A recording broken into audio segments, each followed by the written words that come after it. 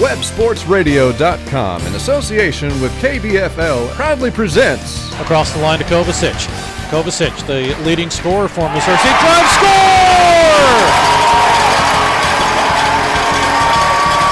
And guess who gets that goal? The guy that we are going to talk to in the second period intermission, Carson Warnig. Isn't that the way it usually goes?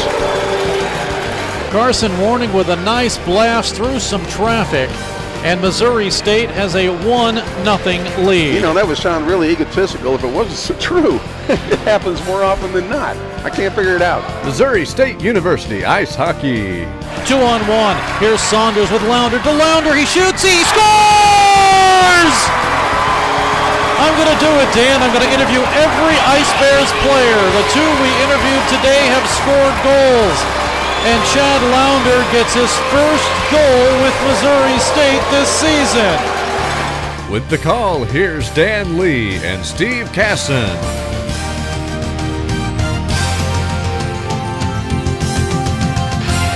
And live from Mediacom Ice Park in the Stan Melton Ice Arena, it is Game 2 for Missouri State, but a different opponent tonight as the Ice Bears take on the University of Arizona and the Sun Devils. Missouri State yesterday, a defeat to their travel partner, the Arizona travel partner, and the Wildcats by the score of 5-2, an empty net goal late in that game, but Missouri State made it a game. They came back to get as close as 3-2 on a power play by Josh Bell, but Josh Bell is not going to be in the lineup tonight for Missouri State. It's going to be a different lineup for the Ice Bears, but they host a Sun Devil team that, they have a one-game winning streak, a 3-1 victory at Mediacom Ice Park back on November 16th. The Ice Bears have really had a hard time in the lifetime series between these two teams. They've only won one of the 5 meetings. They've lost of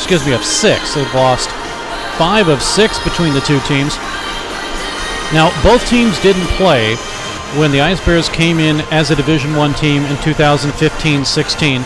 So it's just been the past couple of seasons. Missouri State has been outscored 24-15 in those games, and only 2 contests have been 1-goal games. The rest, Arizona has scored 5 goals in 3 of those 6 games. So you can look at stats, Dan Lee, and say, well, we've got an issue here, but you know what? It's a different scenario now. I think Missouri State has figured out Arizona State, and the Ice Bears, by virtue of a 3-1 victory last time, I think they don't come in as troubled as much by Arizona State as they had prior years. Well, I hope they don't look at it that way, though. They need to come into this game remembering the lessons of last night. You cannot take anybody lightly. You cannot take your foot off the accelerator when you play this game of hockey, especially when you're playing ranked teams week in and week out. And the Ice Bears had such a wonderful weekend last week. They went 3 overtime games. They lost 1 in the shootout, but they won the other 2 against UCO. And that is something the Central Oklahoma was not expecting on their behalf. So they know that lesson now too. But it was a long weekend last weekend. I'm sure it took a lot of gas out of the tank. Last night, I don't think Jeremy Law was happy with their performance, or at least their effort throughout the evening, and they have to make sure they don't let up tonight. Yeah, they really do, because Missouri State at this point has a lot in stake because of the fact that it is a WCHL game. Missouri State right now in the Western Collegiate Hockey League, the Ice Bears are 3rd. They're 2-2 with 5 points. The Sun Devils, they are in 5th, 1-0 with 3 points after yesterday's come-from-behind win over Arkansas. They were down and scored 5 third-period goals to beat Arkansas 6-5, and had a chance just quickly to talk with Tate Green, their new coach, and he said, he says, I'm not going to take anything at all lightly against Missouri State. He knows what the Ice Bears can do. He knows what Missouri State swept Jamestown earlier. They swept UCO last weekend. He's not going to look at this and say, it's going to be easy, much like we talked about Missouri State had done. But for the Ice Bears, it's going to be a little tough. Out tonight, of course, Alex Chorin is going to have surgery on his foot. He is out indefinitely. But Josh Bell is also out on the top line. What does that mean? Well, that means Austin Davis is going to go on the top line. He's going to center Hunter Cooley and Andrew Kovacic. The B line stays intact, so Travis Barrett, Zane O'Brien, and Jordan Bratton. But They're going to throw Alex Rubin from the fourth line up on a line with Matt Matty and Nikita Salnikov.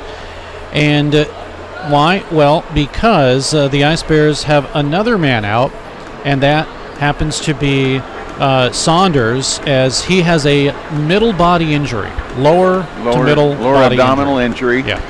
Blocked a shot last night and paid full price for it. He had surgery, I believe it was yesterday, and he's going to be out for probably 2 series, and that's about it, and he'll be back. So that fourth line is going to consist of Sasha Perron. He will center Chad Launder and Spencer Sollenbeck tonight. Defensively, the Ice Bears will add a 7th defenseman. That'll be Sam Heiseroth. So Chris Brown and Brennan Anderson, Derek Smith and Carson Mornig, Bradley Anderson, who will be in tonight with his second game at the freshman from St. Charles. And yes, he is the brother of Brennan Anderson, along with Alex Smith. Starting in goal tonight for Missouri State, it will be Brady Griffin. He's making his second start. He's 1-0 with a 2.04 goals against average, a .909 save percentage, and he's allowed 1 goal this season. So the Ice Bears with a little different lineup tonight. For the University of or the Arizona State University Sun Devils, they tonight will scratch Hunter Long, Jack Callahan, Michael Perez, and Michael Wiggins. Long is one of 4 players that returned to the current roster that played in 2017 and 18 for Arizona State. It is a completely different squad, and they also will start in goal Joshua George. He's from Chandler, Arizona.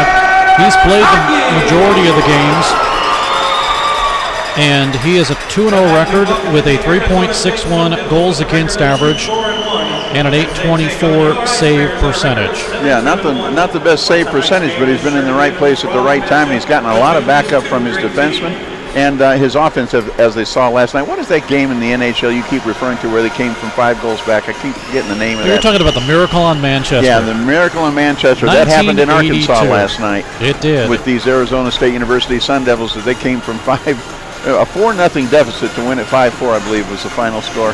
And that's just incredible. And if the Ice Bears don't get a message from that, they never will. They have got to maintain the pressure tonight. Expecting a good crowd on that. We had a good Thursday crowd, although I wasn't here, but I saw it on websportsradio.com. I hope you're watching with us tonight on the internet if you have a chance. If not, thank you for joining us tonight on KBFL, FM 96.9, AM 1060. We're glad to have you aboard for tonight's Ice Bears contest. You know, one of the things that Arizona State is going to be participating in, it is a women's showcase, and it will be happening right here at MediaCom Ice Park. The Women's Showcase, October 25th through 27th. It'll feature McKendree, Concordia, and, of course, the Sun Devils.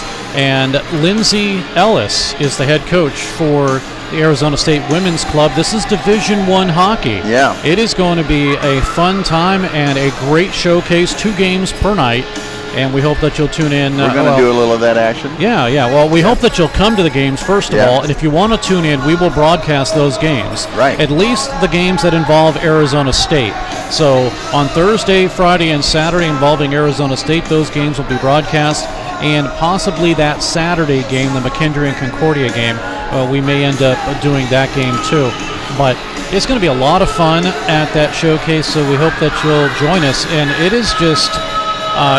it's great to see additional showcases come here. Of course, the Division III National Championship in 2013 was here at MediaCom Ice Park, and they had the U18 tournament back in 2005, and a very important goaltender played that year, right here at MediaCom Ice Park. You've got me again, oh trivia, sir. Jonathan Quick. No kidding. You're kidding me. He was playing in that? He played in it. Wow, I don't remember that, but that's pretty amazing stuff right there. So, yeah, get out here for the women's tournament. It's going to be a lot of fun. You're going to see some better hockey than you can imagine. You know, I mean, you got to see them play. You talk about some talent. We're going to see it, and we'll be happy to bring it to you as well. Well, the Ice Bears are still not on the ice. We've got Arizona State University coming out. They'll be wearing their white basic uniforms with the dark pantaloons and the dark maroon shoulders and numerals. Ice Bears are going to help out with Breast Awareness Month tonight, coming out in the hot pink for tonight's contest. Yeah, they are. Missouri State in their hot pink jerseys tonight. these are jerseys that will be auctioned off, and they, for charity. Now, after tomorrow's game, these jerseys, that is, will be auctioned off, and they're going to be really fun jerseys. This year, I would love to have those jerseys, but unfortunately, I can't get there to bid, so we won't be able to do that. I did get my raffle tickets, though. I'm feeling lucky tonight. The 50-50, it's mine. I can tell you right now, it's mine. Let's join Kevin Thorough for the introduction of the starting lineup. Number 21, Austin Palumbo. Starting at a forward, number 10, Jacob Lester. Starting at a forward, number 26, Jake Geely. Starting on defense, number 8, Bradley Budman. Starting on defense, number 24, John Studioso. And starting in net for the visiting Arizona Sun Devils, number 31, Joshua George. The Sun Devils are coached by Mr. Tate Green, with assistant coach James Nellis and Charles Bailey.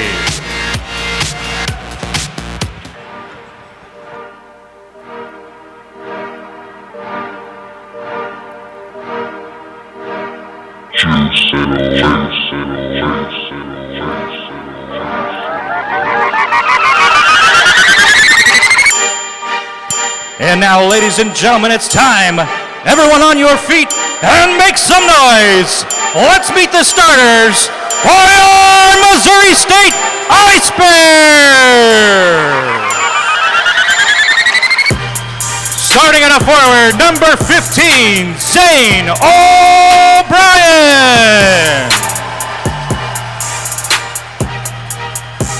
Starting at a forward, number 9, Jordan Bratton.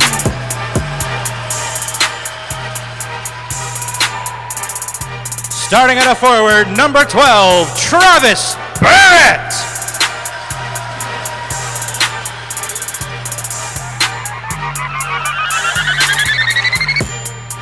Ladies and gentlemen, it's time we welcome our junior Ice Bear of the night, standing in at 4 years old, a pre-K student at Springfield Lutheran, and a member of the Learn to Play hockey program here at Mediacom Ice Park. Let's welcome Noah Carroll to the ice.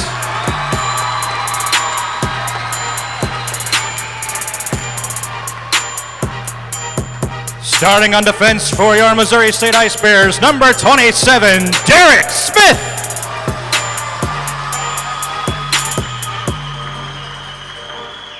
Starting on defense, number 61, Carson Warning. And your starting goalie tonight for the Missouri State Ice Bears, number 35, Brady Griffin.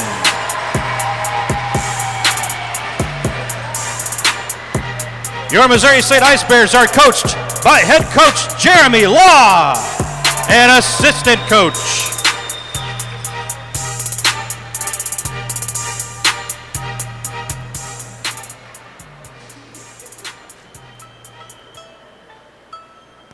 Ladies and gentlemen, please remain standing, and gentlemen, please remove your caps for this evening's presentation of the national anthem by Brett Dudenhofer.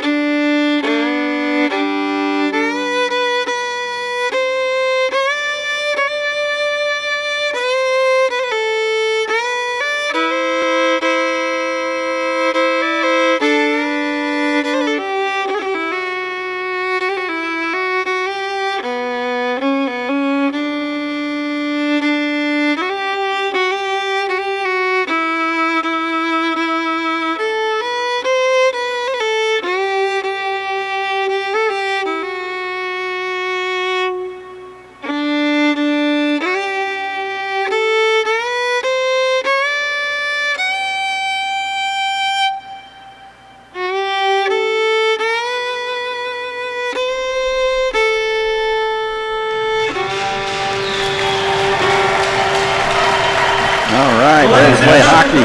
Oh yeah, our national anthem right here from MediaCom Ice Park. We get the best, I tell you. I'm telling you, for D1 hockey, you will find none better than here at Jordan Valley Ice Park. I almost did it, didn't I? I got to tell you. Hold on a second. There's going to be a special presentation. Okay. Let's join Kevin Thurl. The special Pink at the Rink weekend benefiting breast cancer awareness. And tonight for our ceremony of puck drop, we have a very special guest. A principal at McBride Elementary and a Booster Club member, as well as a season ticket holder for your Ice Bears. Let's celebrate 4 years cancer-free for Lael Straight.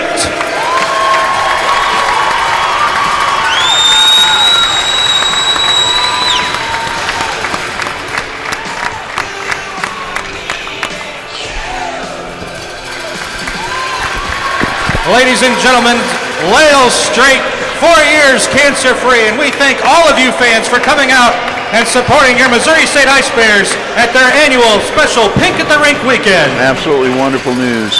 Always like to hear news like that as we get ready to play hockey here at Jordan Valley Ice Park. I'm Dan Lee.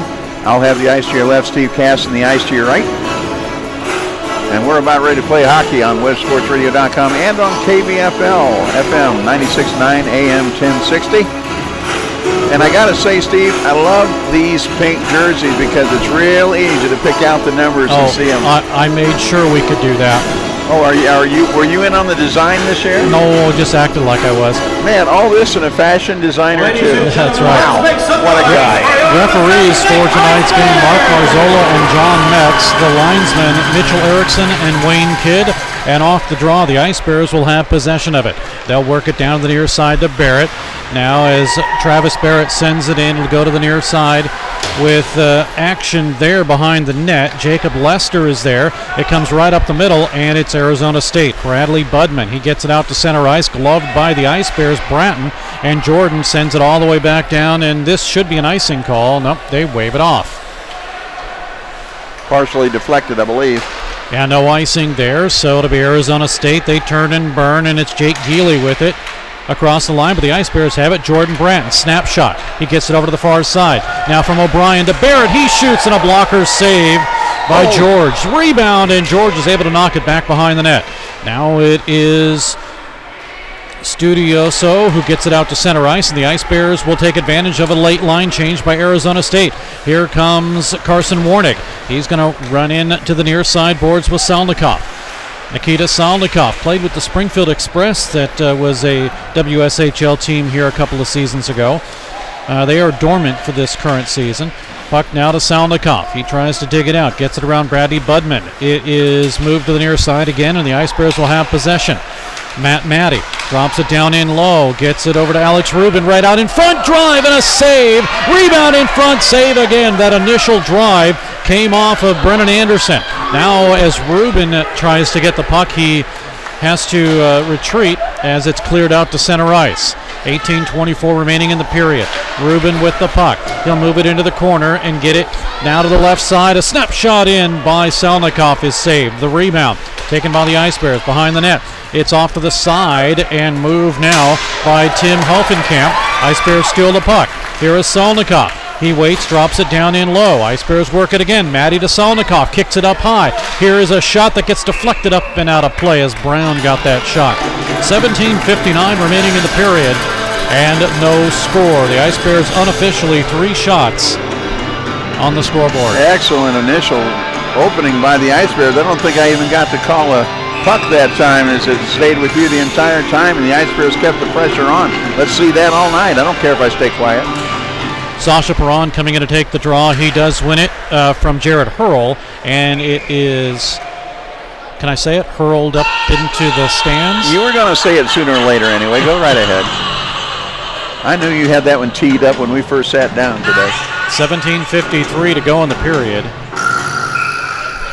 And a face-off to the right of starting goaltender Joshua George. Now the Ice Bears work the puck again. They'll swing it to the near side board. Still a battle for it there. Perron gives it up to Sollenbach. We're getting a penalty. It's a slashing call, and it goes against Arizona State. Slashing. Are you sure about that? And Missouri State will take the first power play of the game. I'm so sure I even said it, Dan. Yep, you even said it. I thought it was the Ice Bears that touched up on it, but all right, we'll take the power play. So it will go against Jack York. Comes at 17:40 left to go in the first period. So it'll be the first power play for Missouri State. Ice Bears on the power play this season, 13 for 63, 20.6%. And they do win the draw. They'll work it to the near side to Hunter Cooley on the power play now. Cooley sends it over to Anderson, gets a return pass. Now a left side to Kovacic in front to Brown, handcuffed him. Again to Anderson. Working it down to Kovacic. Grabs the puck, gets it to Cooley, high slot. Now to the right side as Salnikov plays the left side. It goes to Anderson right. Anderson with it. He waits down the middle. He shoots. It's partially blocked. Anderson again picks it up. Gives it over to Brown. Now cross ice pass. It makes its way to Salnikov. Down in low to Kovacic. Andrew Kovacic working it. He has 3 power play goals this season. Puck off the side of the net. Cooley is pushed. A good check there by Hunter Miller, or make that Kenneth Miller. Now the Ice Bears work the power play. 1:07 remaining. Cooley off the boards to Brown. Now the right side to Anderson. He waits. Anderson, he shoots, and a save. Rebound loose. It's poked into the corner. Salnikov to pick it up. On the power play, in low to Kovacic. He's checked by Kenneth Miller. Now to the right side. Ice Bears have it again from Anderson to Brown. Cross ice to Salnikov. He shoots and a save. Rebound follow-up and a save again as Kovacic got the second effort shot. Good pressure, good defense by Arizona State University to keep those lanes clogged up. Ice Bears trying to attack from the wings, and a good job of the 2 forwards to float out and cover those lanes a little bit for Arizona State. Missouri State using all of this power play. They've had it mostly in their zone. There's 38 seconds remaining in it. Now Derek Smith. Cross ice down the middle. Drive by Matt Matty. That's not Matty. That's 12. So that is Travis Barrett who sent it wide. Now Barrett again. Gets to the corner to Bratton. The beeline on. Derek Smith shot wide. Far side boards. Chasing it is Barrett. He gets it over to O'Brien now. His pass is intercepted and cleared out to center ice. 14 seconds remaining in the power play. They get it back quickly. Bratton has it off the stick of Derek Smith. They go cross ice, almost intercepted. Now it goes back to Smith at the big bear head. 3 seconds left on the power play, and that'll do it as the Ice Bears dump it in. And no change for Missouri State. Puck is cleared and sent down to the corner. Ice Bears line change, and it's at center ice. Puck is pulled in offside as O'Brien had to handle that puck. 15:30 remaining in the first period. It's been all Missouri State. 7 shots. Were all 7 of those on the power play, or was there one before that? I think it was 1 shot before that. So I believe there were 6 shots just on that power play.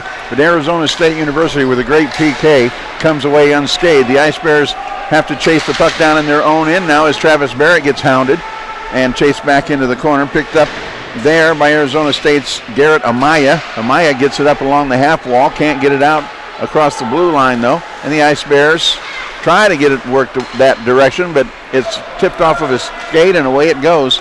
All the way down for Zach Kowalchuk, and he lost it for a second, but does get it to the left side to Hoffenkamp. And he'll dump it into the corner. Lost stick for Heiserode. He's out there without a stick on defense right now. Right out in front, Garrett got a shot off. Save, rebound, goes into the pads, and finally Brady Griffin is going to clamp down on top of it and stop play with 14:47 left in a scoreless first period. Coming up at the first period intermission, it will be Brady Griffin, who we will talk to, and the other third of the B line, Jordan Bratton. He'll be our second period intermission guest.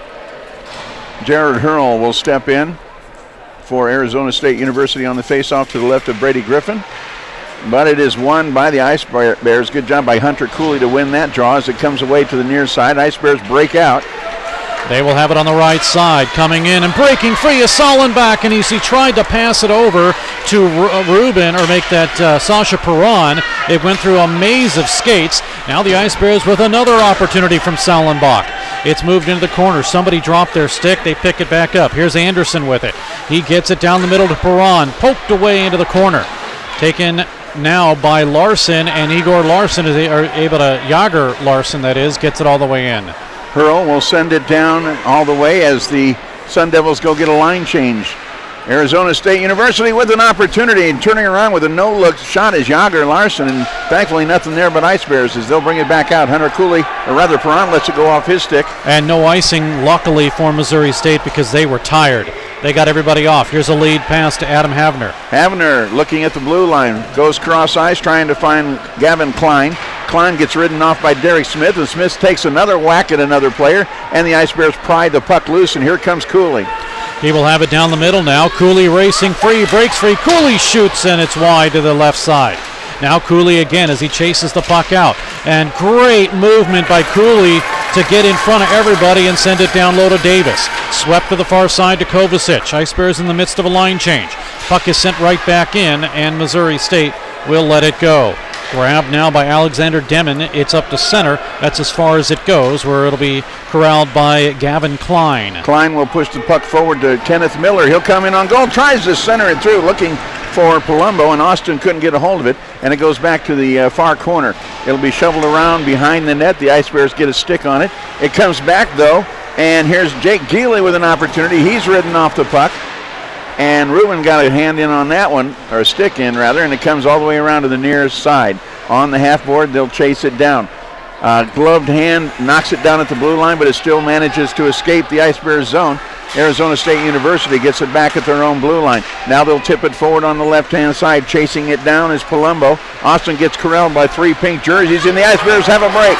2-on-1. Here's Barrett. He shoots, and a blockers make that a shoulder save. It went up over the shoulder of the goaltender George on the opportunity for Missouri State. Tim Hoffenkamp on the other end takes a shot before he loses an edge and crashes into the boards on his own volition. The shot was wide. The Ice Bears get it back. All the way down, O'Brien to chase, but it is an icing call.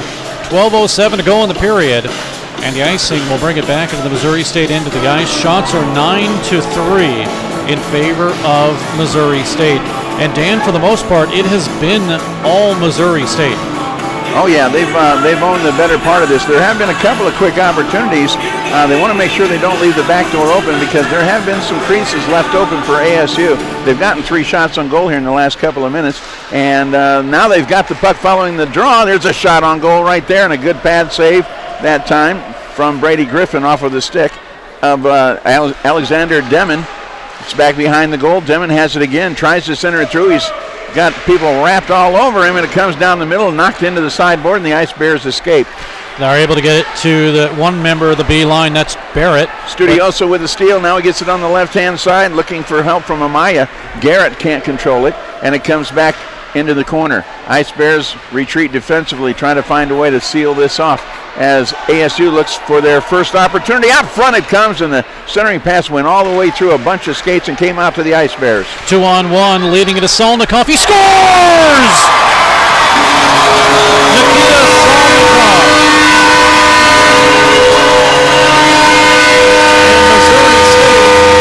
Makes it a 1-0 lead as Nikita Solnikov races down the right side, and he's able to put it up over the shoulder of George, and Missouri State has a 1-0 lead. And boy, you gotta like how this one started for Missouri State as Solnikov on the 2-on-1, and up over the shoulder. The Ice Bears take the advantage here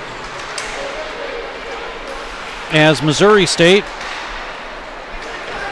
will send it deep into the zone, and it's going to be an icing call, and we'll bring it all the way back down to the other end with 11:11 left here in the first period. Ice Bears goal scored by number 90, Nikita Solnikov. Assisted by number 12, Travis Barrett.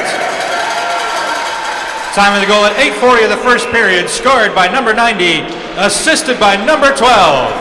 That's the Missouri State Face off to the right of Brady Griffin, and a shot comes in, and the post is managed by ASU as it went off with the gloved hand, or rather it was the gloved hand of Brady Griffin, and it managed to catch enough of the post to kick it out to the near half board. Dodged a bullet there, didn't Missouri State University, but here is ASU. They've got the puck again. They'll gain the zone. They'll take the shot right into the glove of Brady Griffin from the stick of Gavin Klein, and that stops action with 10:46 left here in an exciting first period. 4th goal for Nikita Solnikov. Barrett with the assist, and it's a 1-0 lead for Missouri State. We'll take a look at that one when we get to the next stoppage and play, but just a beaut up over the shoulder of George, and I know he wishes he had that one back. Yeah, pinpoint accuracy on the shot, and its speed is what got him open to begin with. So Perron will go in against, I believe it was Jared Hurl, and the Ice Bears win that draw. They send it down. Flipped all the way in, racing for it is Kowalchuk. He's looking for some help, but the Ice Bears steal the puck. Hit hard. Jack York puts a big check on Lounder. Now Chad digs it out, gets it to the right side, moves it to the corner. It's up the middle. Sollenbach is not able to grab it. It is chipped out by York. And York gets it to Hurl. Hurl gets it cross ice to Jet Larson, and he'll send it deep into the corner. Nobody there but pink-shirted Ice Bears, and they'll bring it up on the right wing. Across the line to Anderson. Nice move. Anderson with a backhander and save. Rebound, and Sollenbach make that. Yeah, that was Sollenbach that got the opportunity, but it was held on to by Joshua George. Taking a look at Nikita Solnikov's goal again. A nice 2-on-1 from the red line in. And that's one you got to have. If you're a goaltender, you know, you come out, you cut down the angle a little bit, but you got to have that one. On that last play, that might have been a bit of a quick whistle, as you can see the puck right up against the padding down on the ice, but the line judge, the referee, was on the far side and couldn't see it from that angle and blew the whistle. So the puck is all the way down into the Ice Bears zone now following the face-off, and they'll scrum in the near corner. Bodies pile up. It comes to the point. Shot in, redirected, and just barely past Brady Griffin and the crease and the goal. Boy, that was close. Now another centering pass goes right through the crease, but nobody there to tip it, and ASU has it back at the blue line. Working with it is Austin Palumbo. He gets double teamed. The puck is swiped away. Ice Bears break a 4-on-4 into the zone. Cooley with a shot, and it went wide, but it went off of George and just tipped wide. Bad pass might lead to a break for Palumbo, and he'll at least be able to chase it down into the corner, but it's taken away. Cooley gets a backhander out of the zone. It's across the line. And now it'll be grabbed by Bradley Budman. Stolen by Davis. He shoots. He hit the post. Davis hit the post. The Ice Bears could have had a 2-0 lead. Now it's Sollenbach, or make that Kovacic. He's with it. It is to the near side boards and flipped out to center ice. Racing for it is Demon Alexander, and he got there and outfights everybody for the puck. Took it away from two pink jerseys, and it comes away to the other side. Oh, run into the board heavily is Rubin, and the puck flipped up and out. It comes back to where ASU is going to have to clear the zone. Now they quickly flood back in, wide open out in front, and a great save by Bailey Griffin off the attempt from Tim Hoffenkamp. Nobody there, point blank range, and Griffin with an outstanding save. Now a loose puck comes fluttering through the zone, and the Ice Bears get a little fortune there as nobody got a trigger on it. Comes back to center ice, taken away by ASU. Now they are on the attack. Here's a shot into the glove of Brady Griffin, as all of a sudden ASU and Gavin Klein have found some offense. Yeah, it's starting to change here a little bit. Shots are now 12-8 in favor of Missouri State, but they do lead 1-0 on the scoreboard. 12-8 shots on goal, starting to even up a little bit. It started off with a 7-0 advantage for the Ice Bears following an opening power play opportunity.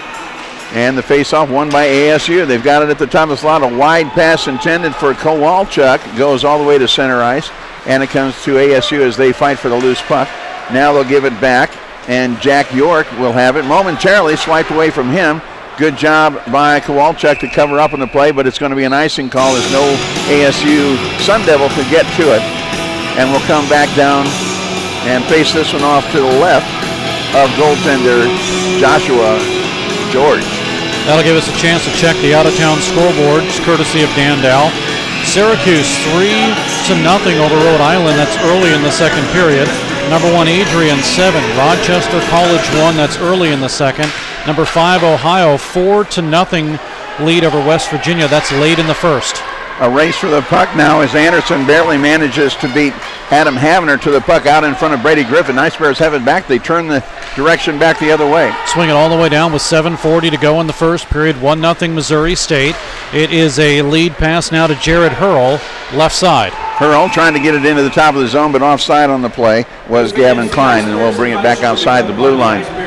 7:32 left, a 1-0 Missouri State University advantage here at Jordan Valley Ice Park. I'm Dan Lee along with Steve Casson. Glad you could join us tonight on KBFL FM 96.9 and 1060 AM, as well as on websportsradio.com. Glad to have you aboard as the Ice Bears win the draw just outside their own blue line. Solnikov with it. He has the only goal of the game. He'll wheel back to the middle and head for Rubin. Back down to the ASU zone. Cleared out. And a pass the referee where Rubin will chase, but he lost it. Hurl has it. And Hurl will have to track it down. He gets it behind the goal, takes a shot right behind the goal. Centering pass out in front, and Brady Griffin managed to get down just in time on top of that one. But the loose puck is taken away by ASU. They'll have to come back outside the zone momentarily. Now they dump it back in. Carson Warnig to chase it down for the Ice Bears. Tipped along, and now the Ice Bears will start all the way up. Here's Rubin. And he lost it momentarily. It came back to ASU, and streaking in was Jet Larson, but he couldn't quite keep it in front of him and on the stick, and now we're going to have a delayed offside. Delayed offside, yeah. Nothing but a delayed offside as the Ice Bears go back to work from behind their own net. Forward-checking pressure being applied by Arizona State University, and it pays off. Out in front it comes, and if he could have maintained control, it was a golden opportunity for Austin Palumbo, but it rolled off the end of his stick. Now they'll fight at the top of the slot, close to the blue line. He gets shoved back into the corner on the far diagonal. Into the face-off circle they'll fight. Puck springs free, and the Ice Bears have it. They're going to work it across the line and send it in as Brady Anderson gets his first shift for Missouri State of this hockey game, playing in his second game. That is the brother of Brennan Anderson. Now near side in the ASU zone, a scramble for it there. Sasha Perron lets it go. Sollenbach sends it in. He's going to chase to the far side. In front of him is Brady Budman. He's able to get it out to center and send it all the way down with 5:46 to go in the period. 1-0 lead Missouri State. Good job, Anderson, to get back there. That's Bradley Anderson for MSU that got back there and chased that puck down. Puck cleared all the way down to the Missouri State end of the ice, the Arizona State end of the ice. Now it's at the line, held in but cleared and grabbed by Hoffenkamp. Hoffenkamp gets checked into the boards right at the blue line, and the puck comes around to the other side, and the Ice Bears will try to retreat. Nice check that time by Sollenbach, and Spencer will try to help out on this play. Launder has it as the Ice Bears are changing, pushes his man into the corner. Now working it to Andrew Kovacic, broken away from him. Swung all the way around, where to be Chris Brown to hold on to it. Brown still, as he was double teamed, has possession. Brown in front, left side as Cooley was streaking through, and he missed it. Went through everybody though. Goes to Anderson on the left point. Taken away, Anderson's able to hold on to it and have possession. That's it though, and he retreats, and it's Alexander Demon. And Demon gets trapped along the boards right in front of his own bench. Where the Ice Bears fighting for it. Yeah, they'll bring it in. Will Kovacic chased down in low, swung around to the near side boards, and chasing it is Perron. And make that Cooley. Cooley's with it. 4:31 to go in the period. Garrett Amaya got a good hit in on Cooley, but the Ice Bears took the puck back. They'll have it at center right. Now it's flipped in, and it'll be a quick line change for the Sun Devils. Missouri State with a 1-0 lead. They do have the puck on a 3-on-3 into the zone. Cooley now left side. Kovacic shot up high. Near side to Derek Smith. Drops it down in low. Swings it all the way around the net. Now taken by Kenneth Miller. Miller kicks it ahead. There's nobody there, and so it'll be Cooley to race for it. He gets it to Sollenbach. Now Sollenbach switches around. Actually, that's Kovacic. He switches around. Dan, as the puck gets flipped up and out of play. I will admit, it is getting a little bit difficult to read these numbers now. I thought it would be easy because they're white numbers, but for some reason I'm adding players' names that aren't there. Well, I think part of the problem is some of them are tucking them into their pads, and that makes it a little bit rough too. But it's something to get used to, that's for sure. Off the draw in the ASU zone, puck taken in one, cleared by Studioso to the far side, and it's out to center where it'll be raced by Klein, and he has it. Klein will go in 1-on-2. A nice poke check takes it away from him, but it goes right to ASU's John Studioso. Studioso gets wrapped into the boards smartly as it comes back deep into the corner. Now back out onto the point. Taken away there. It'll be gloved down just outside the blue line. The Ice Bears try to steal it away, and so close. Bratton just couldn't quite wrap it up. Now he does. Gets it to Barrett. Barrett is double teamed. Trying to get it toward the middle. Can't get it done. It comes outside the zone. The Ice Bears on a delayed offside will have to bring it outside the zone. Now it comes back over. given to John Studioso. Studioso gets it forward. Racing for it there is Jet Larson out in front all by himself, and he missed it. Brady Griffin might have got a little piece of it. If he did, it wasn't much more than the end of the skinny part of the stick, but it went a little bit wide, and the Ice Bears still enjoy a 1-0 lead following a good attempt there for ASU. Back to their own zone. Arizona State University has the puck. Garrett Brown leads the charge, decides to headman the puck, but it gets knocked down by Missouri State's defense at the blue line, and they'll take it back there. Trying to work it through. Here's Rubin. Rubin will chase it down in the zone. Can't get there before Bradley Budman does for ASU. Now it's taken away by Missouri State at the red line and sent back in. Nobody there to challenge. ASU will pick it up. Here's Jet Larson. Larson cutting toward the middle. Gets around one man. Looks for the short angle. Shoots and scores! Jet Larson with a couple of nifty moves through the Missouri State University defense. Finds a little bit of an opening on the short side. Brady Griffin's stick hand, or blocker side if you want to call it that, and it's a 1-1 hockey game with 2:13 left to go here in the first period. Yeah, just a nice move by Larson as he moves down the middle to his right and up over the blocker, as you say, of Brady Griffin. Larson will get the goal, and for Jet Larson, that is his third goal of the season. Well, he looked like he could score a few more with skating and handling like that. We'll catch the call from Kevin Thurl in a moment, but it is a 1-1 hockey game. Arizona State Sun Devils goal scored by number 16, Jet Larson. Assisted by number 2, Garrett Brown. Time of the goal at 17:47 of the first period, scored by number 16, assisted by number 2. Meanwhile, the Ice Bears come again, and a couple of opportunities for Lounder is denied by George. Now the Ice Bears have it on the right side. They're going to swing it all the way around to the near side boards. Away from Sollenbach. Now it'll be Lester. And ASU will set it up with 1:31 remaining in the period. We have a 1-1 game. Puck sent all the way to at least neutral ice, and a lead pass from Geely. Oh, a nice move from Geely, but he couldn't get away from the double team, and Anderson came up behind him and stuck the puck in his pocket and walked away with it. Yeah, that was Lester that got his pocket picked. Now the Ice Bears will have it with 1:12 remaining. Puck across the line to Cooley. He bowls his way through with 1:07 remaining in the period. Far side boards, and Kovacic lost it. And Arizona State, they have the numbers as they bring it up right to left. And into the right wing that comes, and a good job defensively by Heisero to stop his man. Budman got knocked down, and Heisero took the puck away, but it only comes as far as the neutral zone. Arizona State still looking for some offense here. Missouri State with another steal, and here's Kovacic. With 45 seconds remaining, Kovacic trying to work around Studioso, and it is taken away, flipped up and out as the Ice Bears will line change.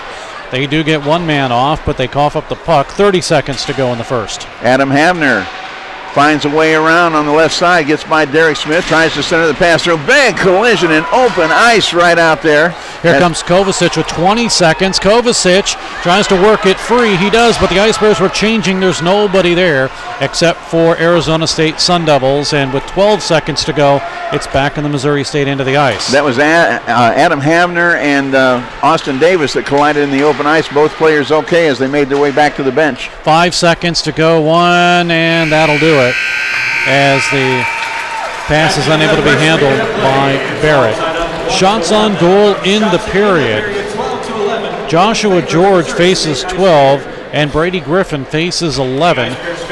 2 goals in that period, and we do not have Dr. Ben Goss between the glass, so I don't know if head coach Jeremy Law is going to wait for him or not, but did not tell him today that Dr. Ben Goss was AWOL. I think he'll figure it out. Yeah. Meanwhile, the first goal of the game is Nikita Salnikov's. This coming at 8:40 of the period. And the Ice Bears take a 1-0 lead as a 2-on-1, but instead Salnikov took it himself, and Missouri State had the advantage. Then at 17:48, it is Jet Larson.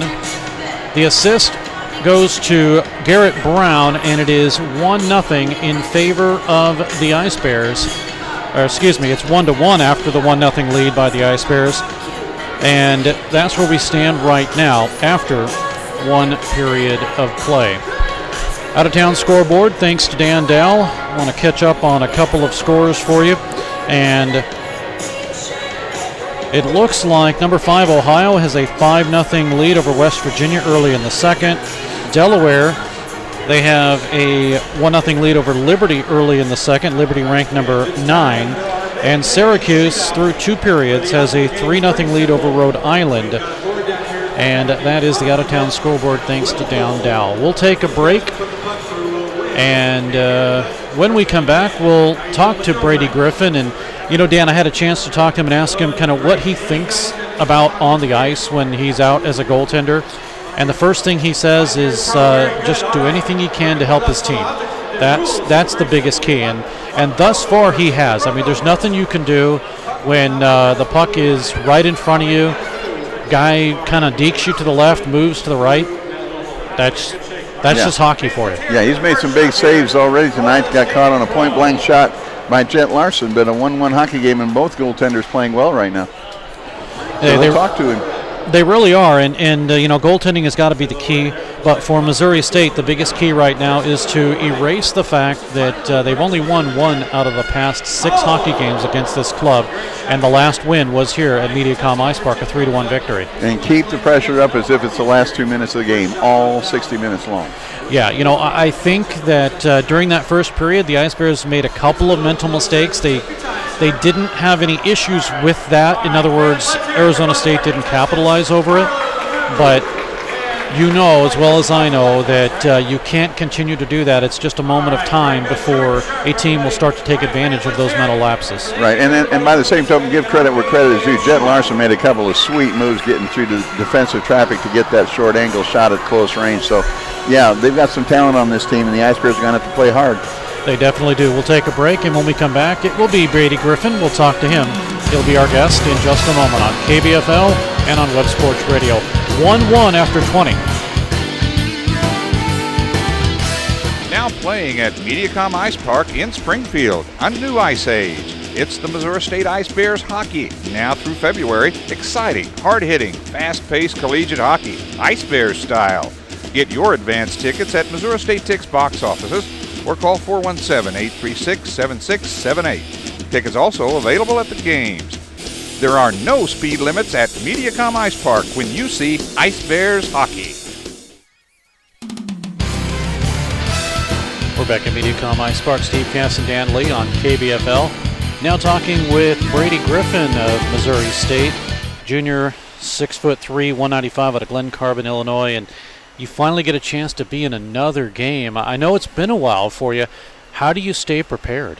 I'm just taking it just one shot at a time tonight. I'm trying to make sure I can seize every opportunity I get so I can get some more chances down the road maybe. Well, I mean, what do you do? I mean, as far as, you know that there's 3 goaltenders. It's kind of a tough situation, and Bailey's been seeing the Yeoman's work right now.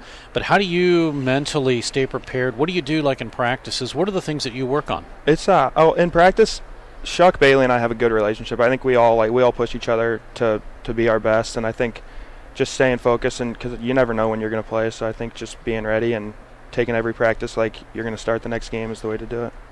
Of course, now getting thrown into a situation where it's almost like being fed to the wolves, because yesterday, really tough loss. And I will say this because Josh Bell said it on the post-game interview. You guys took Arizona lightly yesterday, apparently. Yeah, we did that the past 2 weekends, actually. We come off a big sweep and then go into the Thursday game and kind of take it lightly, like our heads got a little too big maybe or something, but hopefully we can turn it around tonight again. So now it's your turn. You're in nets. It's your turn to kind of be that go-to backstop kind of guy until things start to turn around. Do you find any pressure? Yeah, I do. I think there's always pressure with this position too. I think I just need to focus on giving my team the best chance to win. Brady Griffin is joining us. He's a junior out of Glen Carbon, Illinois. What made you decide Missouri State? Well, I just have a bunch of friends. I've played with a bunch of guys like Jordy and Shuey and all those guys since I was 16, and I liked the school. I liked how close it was, and the hockey program was up and coming. So. You mean they didn't have a word for themselves just yet? They were still up and coming? No, we were getting there.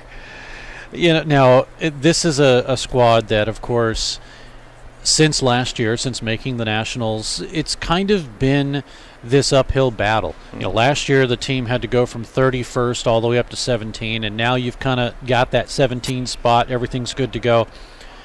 Do you feel that even with the wins over UCO and the wins with Jamestown, there's still a lot of work to do? Oh yeah, there's work to do every weekend. I think we take one weekend off and we can drop in the rankings and really kind of ruin our chances at Nationals or making a run for it this year. So I think we just need to take every weekend. Brady Griffin joining us, goaltender. As I mentioned, second game, but you have a 2.04 goals against average, which is not too bad, 909 save percentage. I mean, the numbers are not bad at all. What are some of the things that you personally want to work at?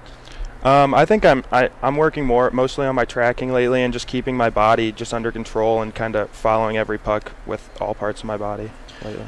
Now, you're a rare breed, and I say that because I, as a goaltender myself, am a southpaw also. They call him full rights or whatever you want to call it. I just call him Grant Fears, because he was that kind of goaltender. Right.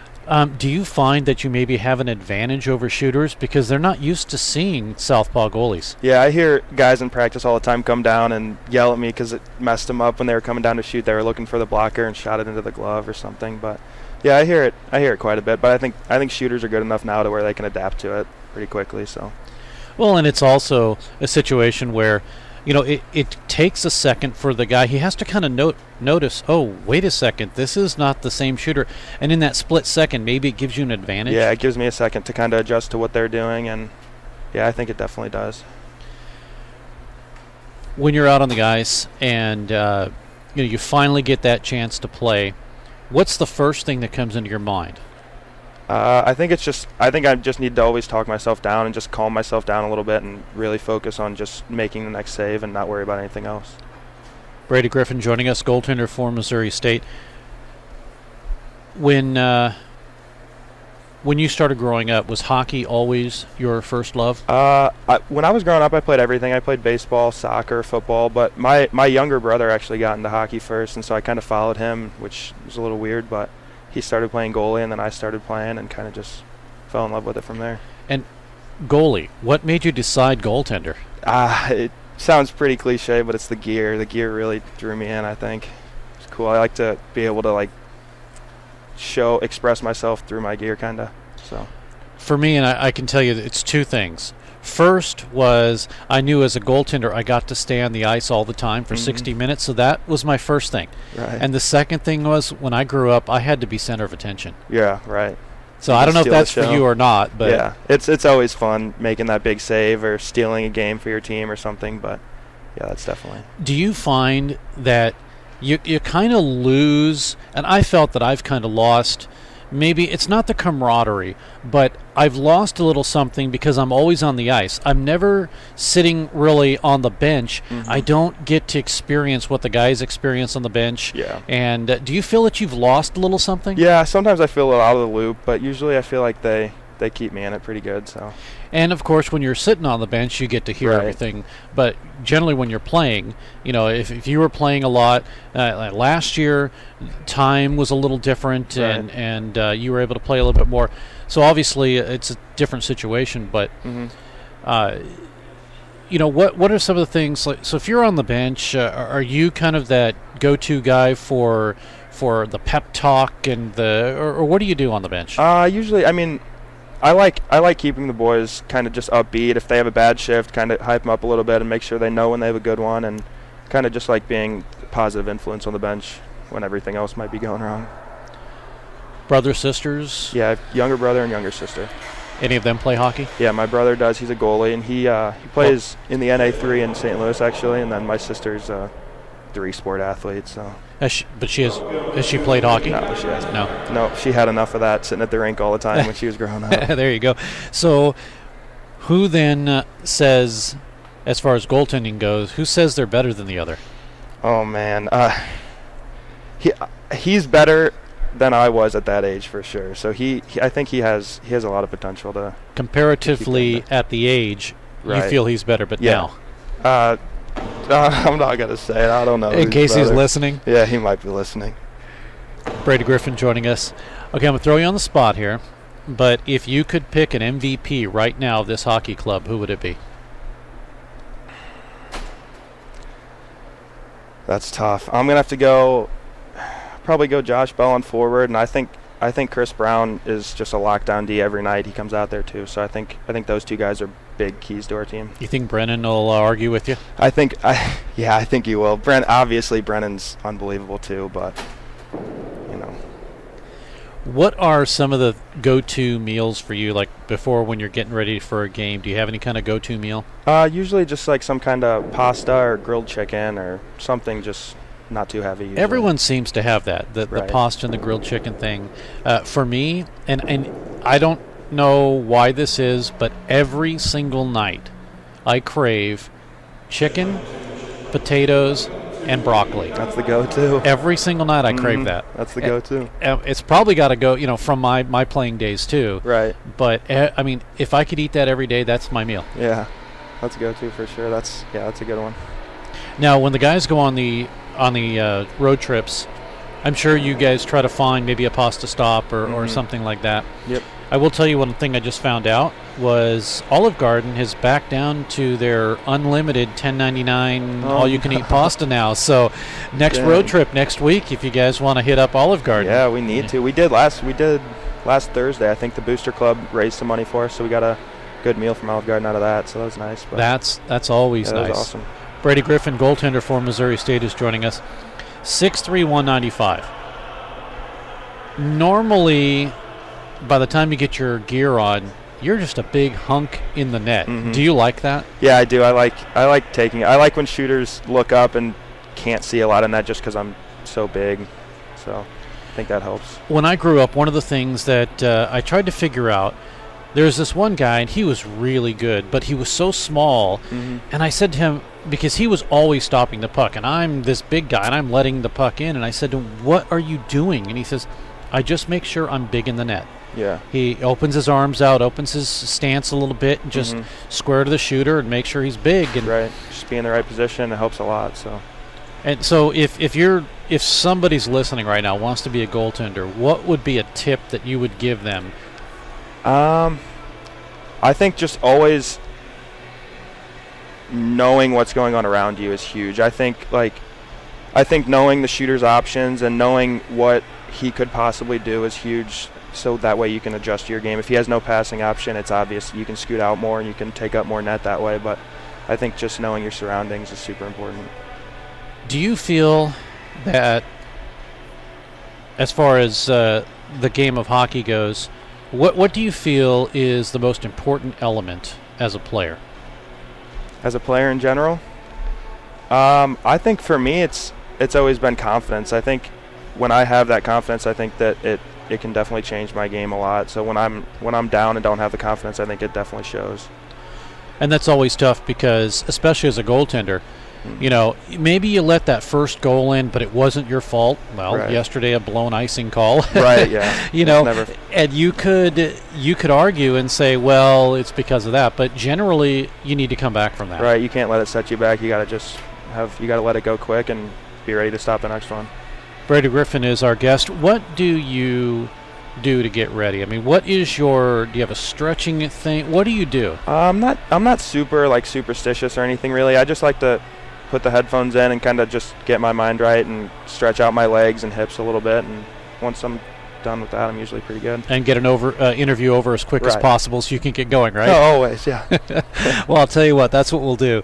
Brady, thanks so much for joining us, and I always tell everybody more goals, but in this case, no more goals. Bingo. Right. All right, Brady, thanks so much. Thank you. We'll take a break. Be back. More hockey coming on KBFL and on Web Sports Radio. Hey, Missouri! Barrel Bob here. I'm MoDOT's Work Zone spokesbarrel. I see a lot of distracted drivers in work zones not paying attention to the road. Distracted driving is the #1 cause of crashes. The average text takes 5 seconds to read. At 55 miles per hour, you could travel the length of a football field blindfolded. Don't take the chance. I want you and my friends working on the roads to get home safely. Please buckle up and put your phone down. A message from the Missouri Department of Transportation. Your best source for awards of any kind is always Bowles Trophy House in Springfield. Trophies, plaques, medals, gifts, ribbons, and more. You get top quality and great service at Bowles Trophy House, serving Springfield and Southwest Missouri for over 40 years. Call them at 417-869-8720. And if you need embroidery work done, logos, digitizing, and more, come to Banners and Brainstorms in Bull's Trophy House at 601 South Kimbrough. It's time to drop the puck on the second period. Here's Dan Lee. An early goal for the Ice Bears from Nikita Salnikov. A goal late in the period for ASU from Jet Larson, and we are tied 1-1 as we head for the second period of action. I'm Dan Lee along with Steve Caston. Glad you could join us today on KBFL FM at 96.9 and AM 1060. And Steve, the Ice Bears got off to a flying start. Looked like they had a little extra octane in the gas tank there for a while, and then all of a sudden they kind of slowed down a little bit, and ASU quick to jump on the opportunities. Well, and I think a lot of that has to do with the fact that their lines are jumbled right now because Bell is out, Turin's out, Thornton not playing, Saunders out, Schumacher and Johansson not playing. So with Hunter Cooley, Davis, and Kovacic on the top line, and then Rubin center with Matty and Salnikov, I think it's just been a little tough kind of getting in a groove a little bit for some of these players. And I think it's starting to catch up a little bit. You know, you get going, and then all of a sudden things kind of catch up, and now you kind of realize, okay, we kind of have to turn things around a little bit and play not only the game that we were supposed to play, but play with maybe players we're not accustomed to being to playing with too. But I'll tell you one thing that Mediacom Ice Park is not accustomed to either, and that is going to be a women's hockey showcase. It is going to be a fun thing. Arizona State women's ice hockey team will come in. They will play McKendree, Concordia Ann Arbor, and Aquinas, and we will broadcast those games for you. The Arizona State versus Concordia Ann Arbor on Thursday, October 25th. Also, Arizona State and Aquinas on the 26th. And then Saturday, we will have Aquinas and Concordia Ann Arbor at 2:30 p.m. and then Arizona State versus McKendree at 7. So it is going to be a great time. Again, come on out and make the women proud. I'm looking so forward to seeing a women's Division I hockey showcase. It is going to be a lot of fun. Oh, I can't hardly wait. And that's just around the corner. It is October 25th through 27th. And if not, we'll have it for you right here on Web Sports Radio. 3 short weeks from now. All right, 1-1 is our score. Another 20 up on the board. Period number 2 about to get underway. Arizona State University is going to send Jared Hurl to the face-off circle, and it'll be Jordan Bratton coming to the Big Ice Bear in the middle to start this period off, and here we go. When we get to the next stoppage in play, I'm going to talk to you about the penalty kill challenge that the Ice Bears have, and I may jinx something, but we'll wait and see. Ice Bears quickly get it out to O'Brien left side. And he's got a man streaking through the middle, and a quick snapshot. A nice one-timer that time by Bratton, but it right into the glove of Joshua George to stop action as soon as this period gets started, and we'll face this off. Well, it gives us a chance to talk about tonight's PK challenge. It's a penalty kill challenge that the Ice Bears Booster Club has put up. And, all right, Dan, after this next face-off, I'll tell you what the amounts are and what fans are in the running for right now. All right, the Ice Bears won the draw but can't quite get a hold of it. Now they finally do pin it down at the blue line, and it came off of the stick as O'Brien had an opportunity but couldn't control it out in front of the goaltender Joshua George. Ice Bears work for the puck, can't quite get the handle on it again, and finally they're chased back. Moved all the way down into the Ice Bears zone. O'Brien will set things up and give it to Derek Smith. Smith has this pass broken away, and it's cleared and held in by Igor Larson. Up the middle, and it's Arizona on a fresh line change. They shoot, missing wide to the near side. Gavin Klein got that. Intercepted by the Ice Bears, and Missouri State able to backhand it and get it out. That's Derek Smith, and he makes up for his miscue earlier. Line change for Missouri State. Ice Bears do have 2 back, so there is somebody back. It's Carson Warnig, one of them, Adam Havner. He gets double teamed back behind the net. 18:44 to go in the period. Chip shot out, and racing forward is Salnikov. Gets by one, but can't get by the second. That's Kowalchuk, and he's able to clear it. Sends it all the way back down to the Missouri State zone. Here comes ASU with Klein in the drive going wide. Not out of the zone yet. A broken stick. Going to the bench is Kowalczyk, and the Ice Bears will at least get possession of it. 18-18 to go in the period. Salnikov for Missouri State. Nikita Salnikov, now with a goal, has 4 goals and 3 assists this season. Pass a little bit behind the headman, so it comes away to ASU. They'll track it down deep in their own zone, try to get it off on the left side and feed it up on the left wing to Amaya. Taken away by Brown. Brown will have it, and he lost it though. Grabbed by Hoffenkamp.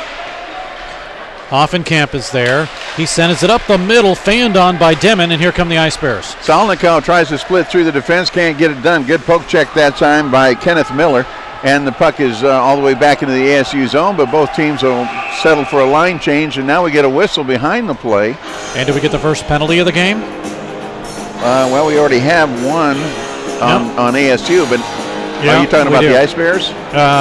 No, looks like it's not. Well, I'm not sure what that was. Maybe what I was going to talk about, Dan, earlier, the PK Challenge. Fans who sign up for the PK Challenge, they pay per what happens. So $5 for a successful penalty kill, $24 for a shorthanded goal, $50, that's the max. And then if there are no penalties taken by the Ice Bears, they pay $50. Well, right now, Missouri State does not have a penalty.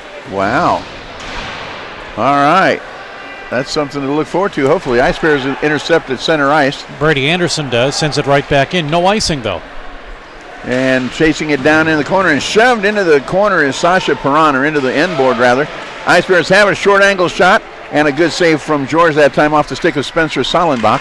Out to the point it comes, taken away by ASU, and here they come. Geely with it left side. Nobody to help him up. Gets around the broken stick. Geely now cross ice pass over to Budman. Budman drops it down in low. Working it now around for Lester. He's double teamed. Now Lester digs it out. Right dot. Lester with it. Stolen away by Launder, and he is able not to clear it yet. It is finally tipped away by Sam Heiseroth. Heiseroth will dump it in and go straight for the bench. Comes all the way back to George. He'll play it with the big wood chopper, and away comes ASU with the puck. They'll tip it into the zone, but a little bit behind the red line. That'll be icing. And we'll bring it back down to the Arizona State University end of things. 14-11 shots on goal in favor of the Ice Bears. 1-1 your big score with 16:26 left here in the second period. We'll face it off to the right of George. Austin Davis steps in. He'll go up against Hurl, and Davis wins the draw. Ice Bears with a shot from the left point, and it skates a little bit wide to the right. A rebound shot trickles off of the gloved hand of George and back behind the net and into the near corner. And a whistle blows, and I'm not sure why. Whatever happened, it was deep in the corner. Well, it's a hand pass. Yeah, I think it's going to come outside. Okay, right where we couldn't quite see what was going on. That's where that second camera would help. I missed that already. Well, there's people in the Bears' nest, so we can't set up the camera there. And off the draw, a nice opportunity for Cooley, and the rebound comes back in as George makes a couple of big saves right there. Hunter Cooley with an opportunity just off of the face-off and almost made it happen. But good work from George, keeps the score 1-1. 16:08 to go in the period. And in a moment, we will get you station identification. 1-1 game between Missouri State and Arizona State. Salnikov is fourth at 8:40, and then at 17:47, Larson is third. Yager Larson won the draw, and he'll come away with the puck to Hurley. On the left side, down the middle, he shoots. It's blocked by Derek Smith. Goes to the near side now. Top of the right dot, and it is still held in. Dropped in low, but Derek Smith is not able to get to it. Kicked into the corner by Jagger Larson. Now working it is Larson. Jagger behind the net. Jagger off the side of the goal stick of Brady Griffin. The other Larson, in case you're confused, is Jet Larson. He's the one that got the goal, number 16. And the puck is flipped down the length of the ice, tipped on a stick. No icing call. Quick line change for the Ice Bears as they pile it up right behind the goal of Jeff George. Out in front, wide open shot by Bratton, and right into the breadbasket of Jeff George. Oh, huge, as the Ice Bears set that one up very well. And Bratton was able to get some room when he got that shot. 15-11 shots on goal now. And Jordan Bratton will go to the face-off circle to the left of George. He'll be joined there by Levi Holston for ASU. And the Ice Bears have the draw. The shot is knocked down in traffic, though. And now fighting for it is Bratton. He'll lose the handle on it, and here comes Havner. He'll get it at least across the Missouri State line, where Klein is there. Or Arizona State, they had Adam Havner in front, but and Arizona State, great opportunity and wide open. Missouri State, here come the Ice Bears, where these they're uniforms are a little wrinkled up in such a way you can't. And here's ASU on the attack now. On the corner, out in front, stuffed right into the pads of Brady Griffin, and a great save.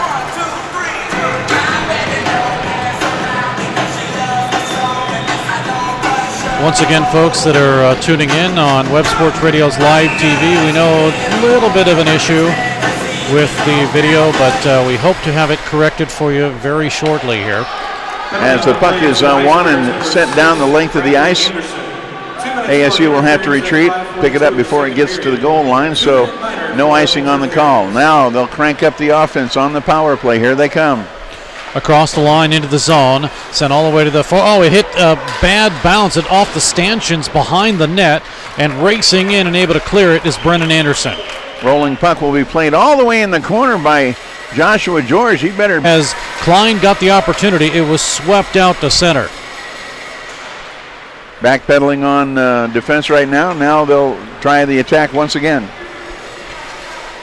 Here's Arizona State. As they bring it, York, and he gets a shot off, but instead it goes to the left side, now to the right side, working it is Kowalchuk. Down over to Havner, back to York from Kowalchuk. And the Ice Bears do clear it out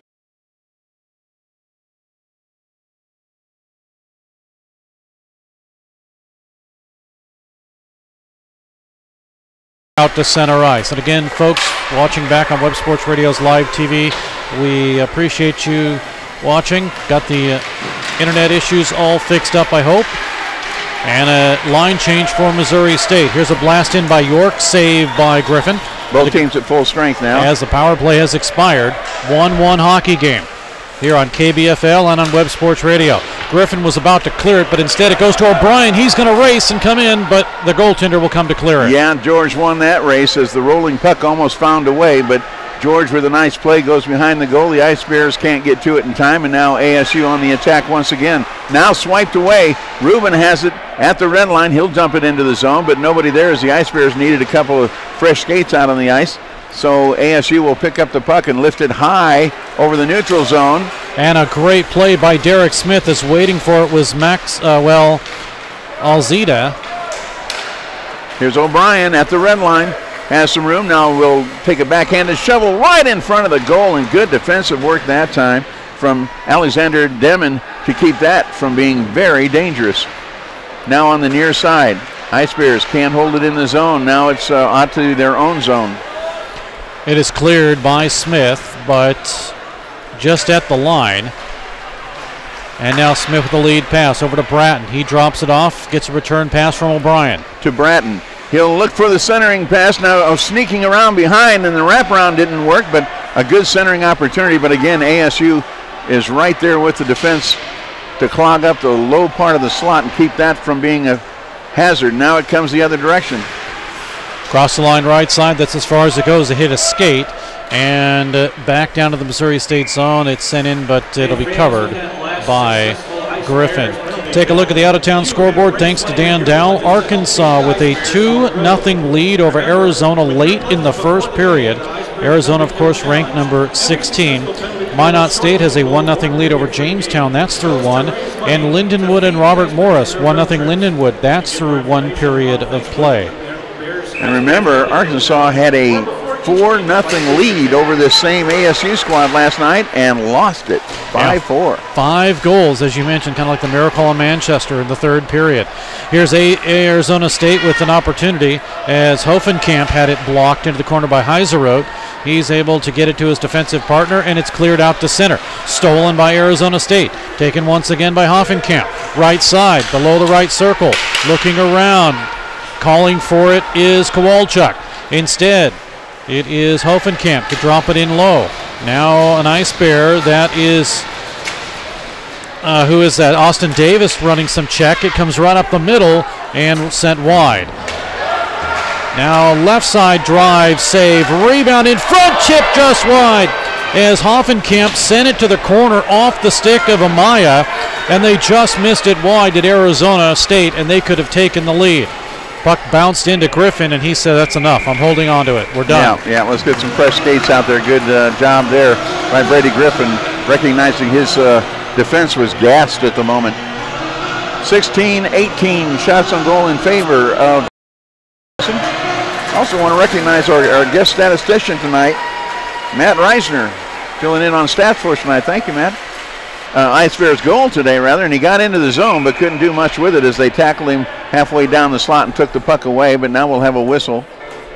And it's going to go against Salnikov. Yeah, a little frustration there, I think. I think he thought he was interfered with coming through the middle, and then he kind of retaliated. It's a slashing call, and that does it for the penalty kill challenge. Well, that's the second Ice Bears penalty. Is that the second? Yeah. Yeah, it is. 9:02 left in the second period. Salnikov will have a seat and another power play opportunity for ASU. Missouri State on the penalty kill, 86.8%. So ASU will work it now as Salnikov gets called. It comes over to Yardar Lawson, gets a drive in. It's blocked, and Holston had the opportunity in front. Now Kovacic slams the stick against the boards. He's not happy. Finally, though, he takes it and steals it, and Missouri State has a 2-on-1. Kovacic works to the left. He's got a man on the right. No, backhanded and a great pad save by George as he had to cut off the long angle into the zone. Now ASU working on that power play. They're going to send it down in low, get it to Larson. Instead, comes over to Bradley Budman. Helped by Studioso, and as it's blocked in front, Derek Smith is able to steal. Rice. York brings it in. That is very close to offside. The officials let it play to the near side boards. Now taken away by Missouri State and cleared all the way down. With 20 seconds left to go in the power play on the penalty to Nikita Salnikov. Fresh skates coming out for Missouri State University. Here's Hurl for ASU. He'll send it in and chase. Comes all the way down. Jared Hurl out of Kalamazoo, Michigan.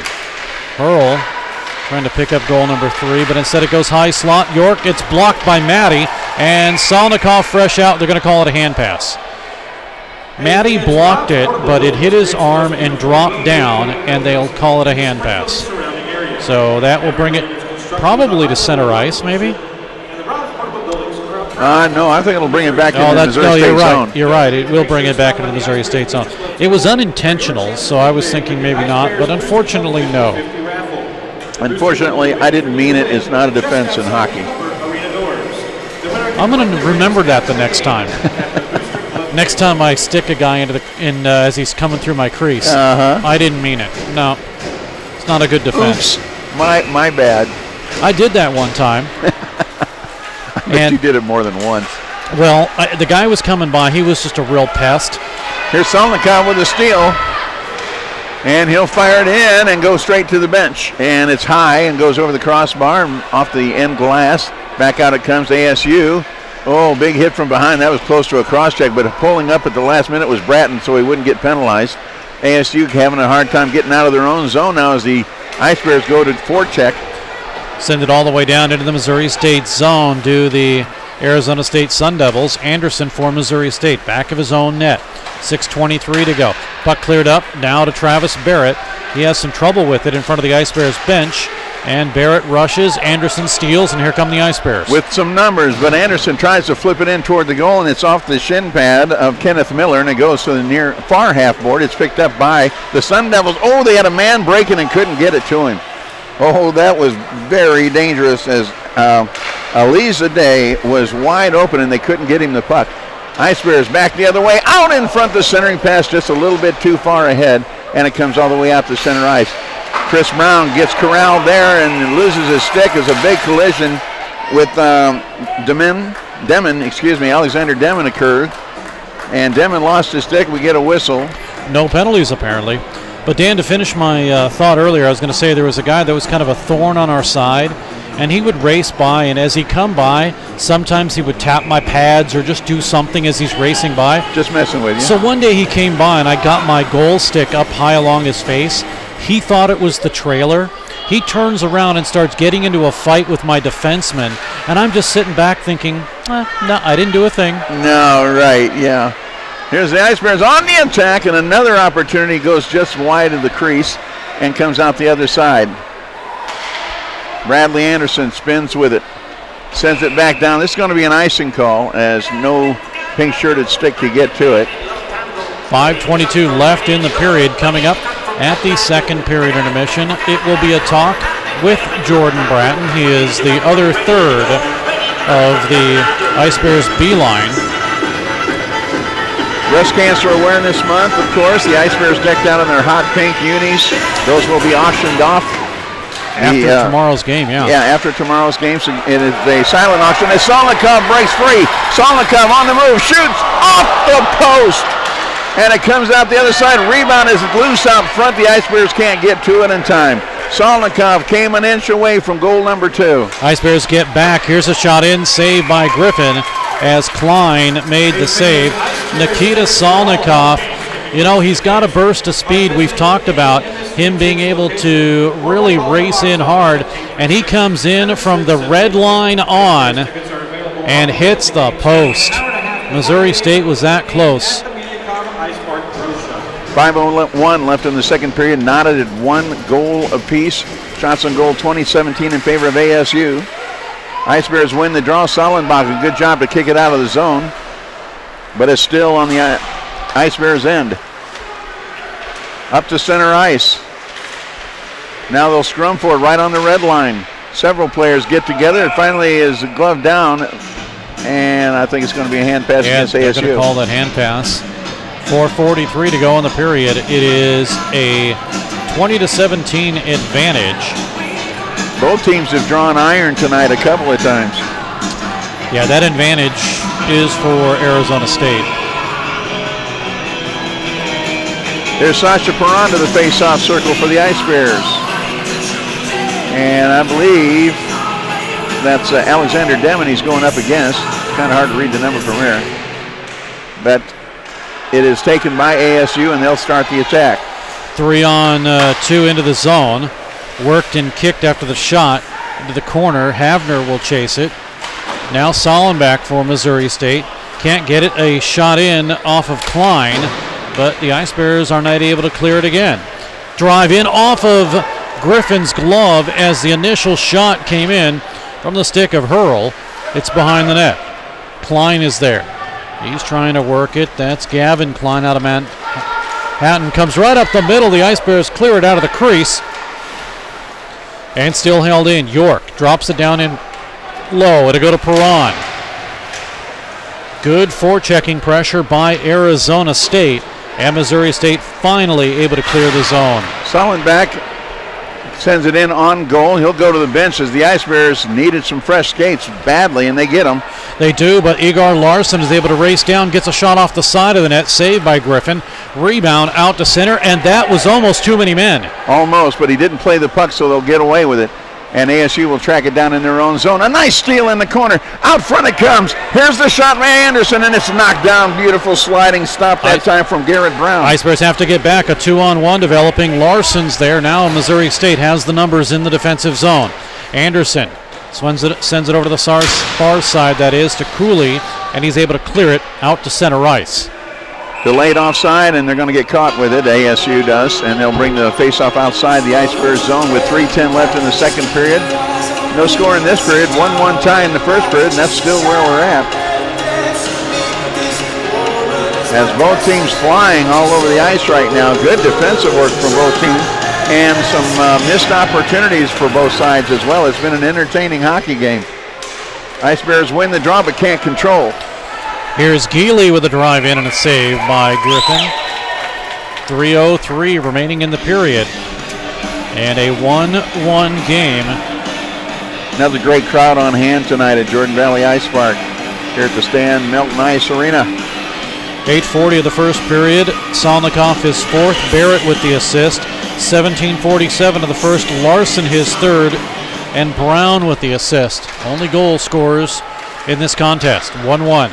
Ice Bears out of their own zone from right to left. It'll go to Kovacic. And a nice deflection by Bradley Budman. Otherwise, the Ice Bears could have had a break. Yeah, they had Austin Davis breaking in, and great defensive play right there for ASU keeps that from becoming disaster. Here comes Budman, left side. He shoots, save Griffin. Rebound in front, save Griffin again, and the Ice Bears have the numbers, and they chip it out to center ice. Couldn't quite get full control of it. ASU will get it back on defense. Now it's out to the red line, and the Ice Bears take it back. Bratton with a nice move around a couple of defenders. Now leaves it behind for Kovacic, but he couldn't quite get to it. Comes back into the neutral zone. Here's Heiseroth. He'll flip it up toward the blue line. It's gloved down there cleanly, and it's taken back by ASU. 2-on-2, and right into the midsection of Griffin is the shot by Austin Palumbo, and he'll hold on, Will Griffin. Listed Brady as 6'3", 195 out of Glen Carbon, Illinois. And I asked him, do you feel unassuming as a goaltender? And he said, not really. He likes the fact that people kind of really don't realize his size. And the fact that he's a southpaw. Ice Bears have it to Bratton. Give it on the right wing. Streaking in is Travis Barrett through two men, but can't get through the third. And it's flipped back out of the zone. Out to center ice it comes once again. Everybody resets for Missouri State. 1:53 to go in the period. Here's Barrett. To Bratton. Back to Barrett. Hill winding up. Shot saved. Rebound is loose, but nobody there for the Ice Bears. And now they'll send it back out in front, and another great opportunity, but going down during the attempt was Barrett. Couldn't get a full shot at it. It might have grazed off the post, Dan. Yeah, it might have even got a little post on that one. Here is Miller with a drive in and a save from the high slot. Now it moves to the corner. It's in the Missouri State zone. Griffin made the save. That'll be delayed. In. Yeah, delayed offside as Miller backhands it in, and Arizona State clears the zone. Long pass to O'Brien. He'll tip it into the zone and chase after it himself, but there first is Jack York, and he'll get it out to center ice. Lead pass comes across the line as it comes to Havner. He sends it down in low, intercepted and cleared out to center. 1:03 to go in the period. Right, sent into the corner now, the Missouri State zone. Far side boards, left face-off dot. Working it is Klein. He'll send it down in low, and off the side of the net, it's held as racing in and trying to get a good scoring opportunity was Havner. And a good job by Brady Griffin to play that post and keep his leg pinned up against it. Yeah, enough to get the whistle, and he does. 49.2 seconds remains in the period. And again, Jordan Bratton will be our guest at the second period intermission. No scoring thus far in this second period. And off the draw, the Ice Bears win it. They do not clear it, though. Shot in, missed wide to the left. That one came off the stick of Kowalchuk. And he'll have it back in his own zone now as it gets cleared. This should be an icing call sent into the Missouri State zone underneath the stick of Klein. And icing will bring it back with 33.3 seconds left. It'll go into the Arizona State end of the ice. Shots now favor Arizona State, 24-19. Yeah, they've outshot the Ice Bears 13-7 here in the second period. And they'll face this one off to the right of their goalkeeper, Joshua George. Kovacic will step in, and he wins the draw. Ice Bears have it. Barrett with a nice toe drag and a shot, and it rolls right up the stick and behind the goal as George makes another great save. Out front again, this one a little bit too far in front. And it goes to the other side. ASU has it with 20 seconds. Across to not Jet Larson, that's Holston. He gets an opportunity. It's thwarted to the far side. Puck is now cleared with 10 seconds to go, but sent right back in by the Sun Devils. 6 seconds remains in the second period. Brown's there to run some rough shot. Holston is there to check, but instead, time runs out in the second period. End-to-end action.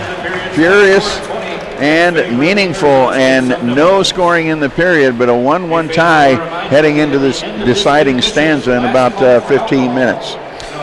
In the second period, shots on goal, 8 on Joshua George, two-period total of 20 that the Ice Bears have put on, and 13, two-period total of 24 on Brady Griffin.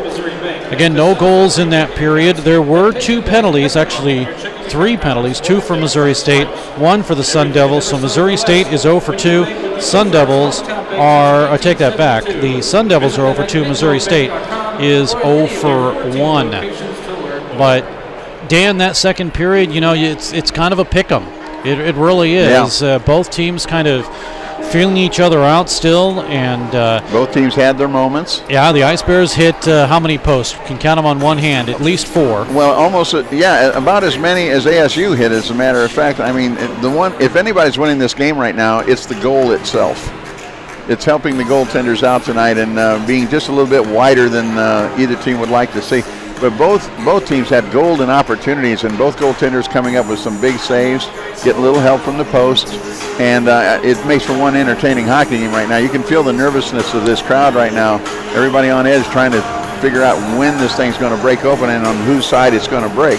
But it's an entertaining game for sure. I'll tell you what, folks, if you're listening on the radio tonight and you've never been to an Ice Bears hockey game, week in, week out, when you get these teams from the ACHA Division I competition in here, we're playing ranked teams almost every single weekend. And if you've never seen a hockey game, or it's been a long time since you've seen a good hockey game, this is the place to be on the weekend. I don't think there's any better show in sports in Springfield, Missouri than right here at the Ice Arena. Get out here, and if you can find a ticket. Yeah, you know, normally we're sold out. Especially if you want to see a good hockey game, why don't you come out to the Women's Showcase, October 25th through 27th. Yep. And it's the Arizona State University Women's Showcase. We'll have it for you right here in MediaCom Ice Park. And it includes Arizona State, McKendree University, and Aquinas, along with Concordia Ann Arbor. So we hope that you'll come on out, and if you can't make it, or if you're watching and you're not in the Springfield area, we'll have it for you live on Web Sports Radio's live TV. But we are going to take a break, and when we come back, we will have period number 3, but right before that, we're going to have an intermission with the Ice Bears' other third of the B line, and Jordan Bratton. We'll do that in just a moment after 2 periods of play, 1-1 on KBFL and on Web Sports Radio. Now playing at MediaCom Ice Park in Springfield, a new ice age. It's the Missouri State Ice Bears hockey. Now through February, exciting, hard-hitting, fast-paced collegiate hockey, Ice Bears style. Get your advance tickets at Missouri State Tix box offices or call 417-836-7678. Tickets also available at the games. There are no speed limits at MediaCom Ice Park when you see Ice Bears hockey. We're back on KBFL and on Web Sports Radio. Talking now with the other third of the B line and Jordan Bratton, of course, on the line with Zane O'Brien and Travis Barrett. And I know originally when we all got together and I said, I'm going to call you guys the Coneheads, but I changed that to the B line. I just thought it was great because, you know, you're the second line and you've got the Barrett, the O'Brien, and the Bratton in there, so let's just call you the B line. That's kind of how all that went together. But you know, you guys have been really a potent offense for the last couple of seasons, and it just seems right now it's a little bit slower to get going, but I look at that as there's 4 great lines on this hockey club. It's going to take a while to get going. Oh, yeah, absolutely. I think we're so deep this year, like from just everything from top to bottom, every bit of it. It's awesome.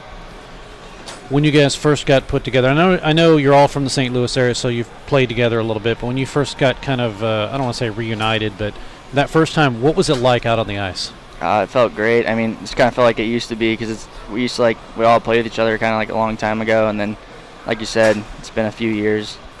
People played juniors and all this other stuff, and everybody came back together here, and it's kind of cool how we all united back together, and it's awesome playing together. You guys, and I think it was your pass. It was a couple of seasons ago, and yesterday, of course, when I talked with Travis and Zane, I had mentioned this, that I knew that this line was going to be an awesome line. It was a couple of seasons ago. I don't know if you remember it, but it was a pass, and it came from about the red line, and it was a situation where you had just gotten across the blue line and passed it through 2 sets of skates. And I don't know if it was Travis or Zane. Someone scored. Do you remember that? I'm kind of trying to think back to it right now, but it's not coming to the top of my head, honestly. It was something where, I mean, it developed, and you guys just, you know where each other's on the ice, that's for sure. And it got a situation where because hockey is so fast and so quick, and some people look at it and say, how can these guys do what they do? I mean, is it just second nature to you? I mean, I feel like it's just taken a lot of time and effort, and we all started when we were real young, and it's taken a long time to get to where we're at now. So this team right now, of course, with wins against Jamestown and then the sweep you had last weekend, and I mentioned this earlier, do you feel that there's still a lot more work that has to be done with this hockey club? I mean, yeah, I think there's never not enough work to be done. I think we can always keep working on, everything, every practice, every time we get on the ice, all the above, off the ice, working out. Jordan Bratton joining us, 2 goals, 5 assists. You do have a power play goal. And, I guess pick it up, because Travis and Zane has 4 goals now. So yeah, I'm waiting on it. There you go. But you do have 5 assists, so you're the leader in that category. When you look at this club and you look at kind of what they've accomplished and where they've gone, I mean, right now you're a junior. You've seen the past couple of years and what's happened with this hockey team. Obviously, it's a step in the right direction. Did you expect that this would be the position that Missouri State hockey is in right now? Honestly, no, I didn't. I didn't really know what to expect, like where we'd be at now, and it couldn't be any better. I think we're just continuously going into the right direction, like you said. Let's talk about you, and as far as last year, 11 goals, 23 assists, 6 power play goals, and you got your last goal against UCO, so you're on track right now, actually, to surpass that. But stats aside, when you play hockey, what's in your mind? What do you think about when you're on the ice? Just whatever I can do to help benefit my team at all times. Just anything, really. Is there anything, I guess what I'm getting at, is there anything that maybe you look at shift by shift and say, okay, I got to make sure I can do this or I do that, or do you have certain goals or things in mind that you maybe want to accomplish? I mean, just getting, whenever the puck gets on my stick, looking for wherever Zane or Travis and who I can give it to them, or just move the puck up ice and get it to net as quick as possible. Let's talk about you, family, brothers and sisters. I do have a little brother. He plays hockey in St. Louis for the U16 AAA Blues. So. And what does he think about his older brother? I think he looks up to me. I think he looks up to me all the time, and I appreciate that. I'm always there for him. When you get a chance to, do you get a chance to go to his games at all? Since he's always playing, since we're playing games all the time, and he's playing games all the time too. And actually next weekend when we're at Oakland University, he's up in Detroit playing a showcase up there. So I'm gonna try and get over to the rink and watch him play one of his games. Now, when you walk around town, does anybody, other than if you don't have a Missouri State, anything identifying you, do people look at you and say, you're that hockey player? I mean, I guess sometimes it depends who it is, if they come to the games or not. Maybe they recognize you off the ice at school or in class or whatever. Jordan Bratton joining us, part of the B line, 1/3 of the B line, along with Travis Barrett and Zane O'Brien.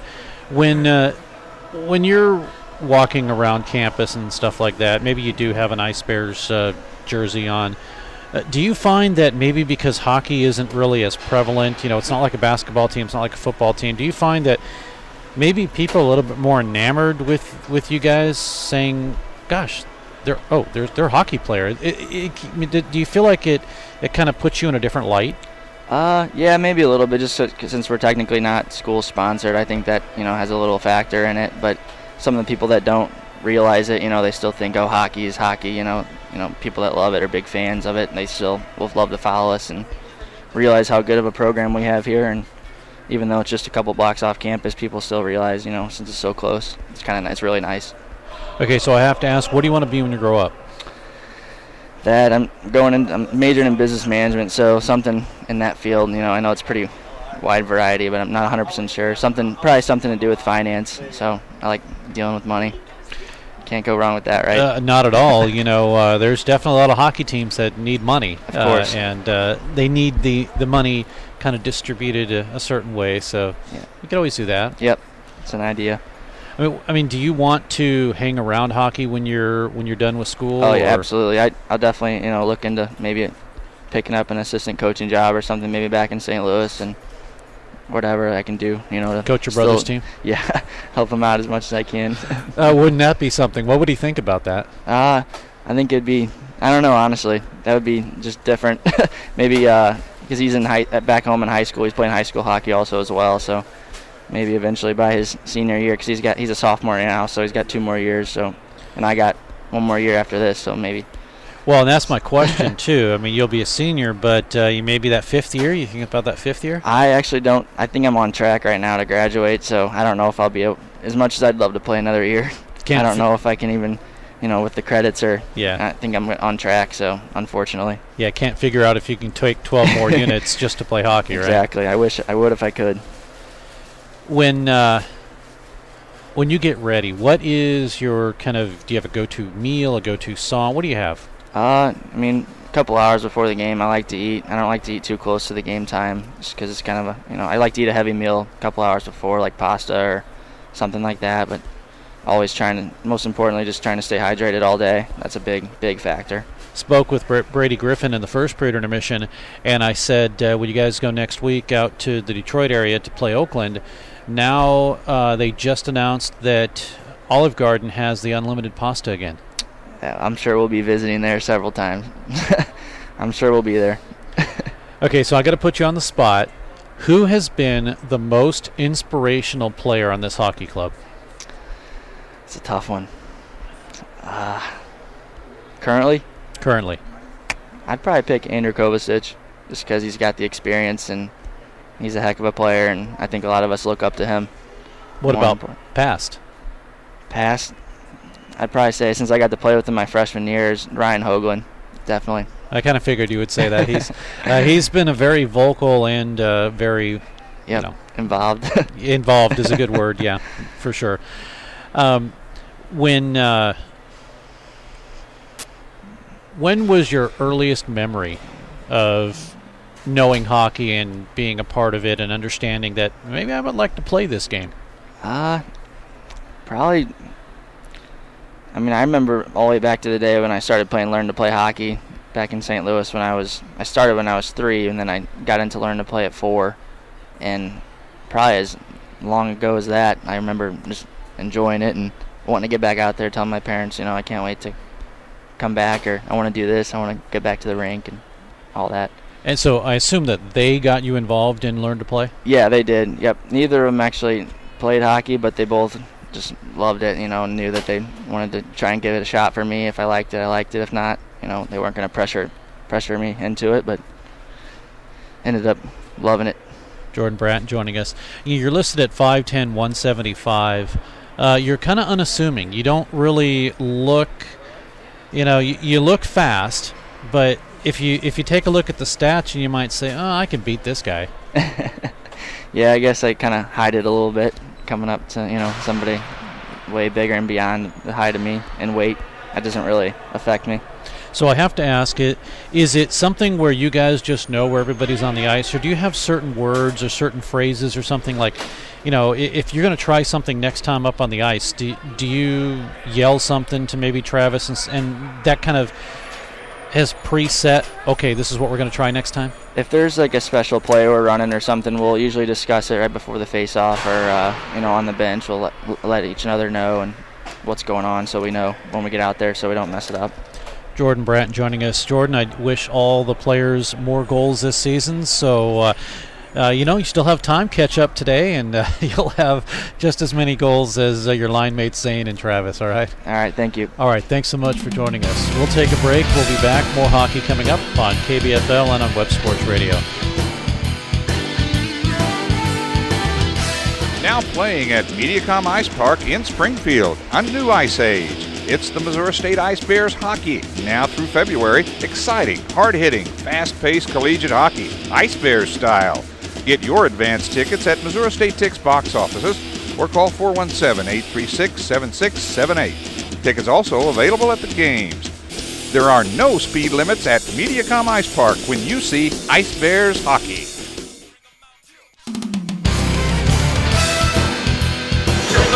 Back at Mediacom Ice Park, Steve Casson, Dan Lee, John Cook, and it is loud. Matt Reisner, also being our statistician tonight, and Dory Lemoyne keeping us on the air on KPFL AM 1060 and 96. Well, they've suddenly decided to rock the house down, as you can hear in the background. It is more than loud in here.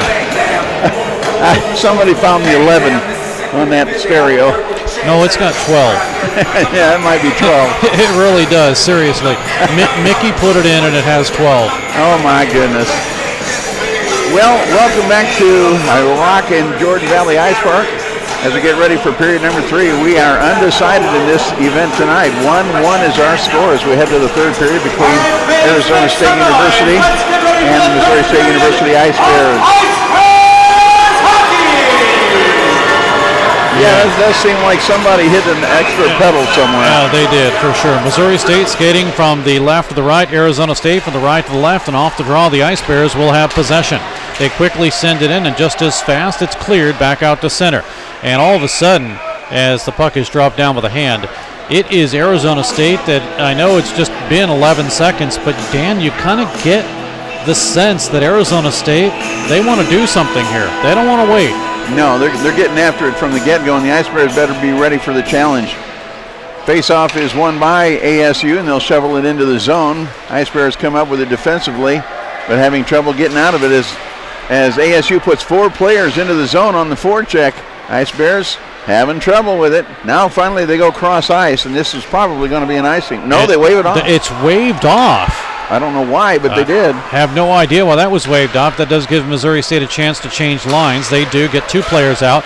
It'll come to Barrett across the line, gets it in to Bratton, now to Brian to Bratton, and he tips it wide.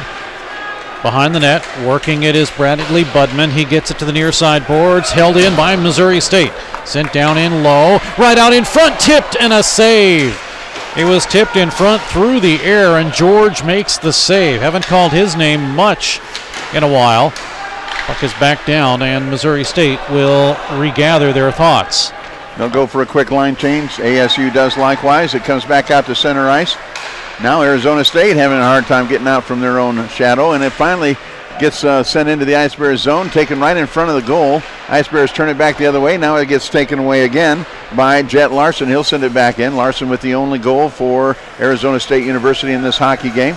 As the Ice Bears try to set things up, now they'll start on the left wing. Come to Kovacic. He has it go off of his skate, and it comes away. Here's Yager Larson, and Yager gets by one, but a good back check that time from Brennan Anderson. Takes it away, flips it up high, glove down. Larson has it, lost it in the skates of his teammate, and now we're going to be offside. 24-21 shots on goal in favor of Arizona State University. A 1-1 tie here at Jordan Valley Ice Park. Let's take it outside the blue line. Crank it up one more time. Jordan Bratton will go into the dot along with Levi Holston, and Holston lost the draw that time. Bratton wins it, and it'll come to Bradley Anderson. He'll try to work it up on the right wing. They get it as far as the blue line. Now try to tip it ahead. It'll be offside. Ice Bears. Now it's not offside as it's taken back by ASU.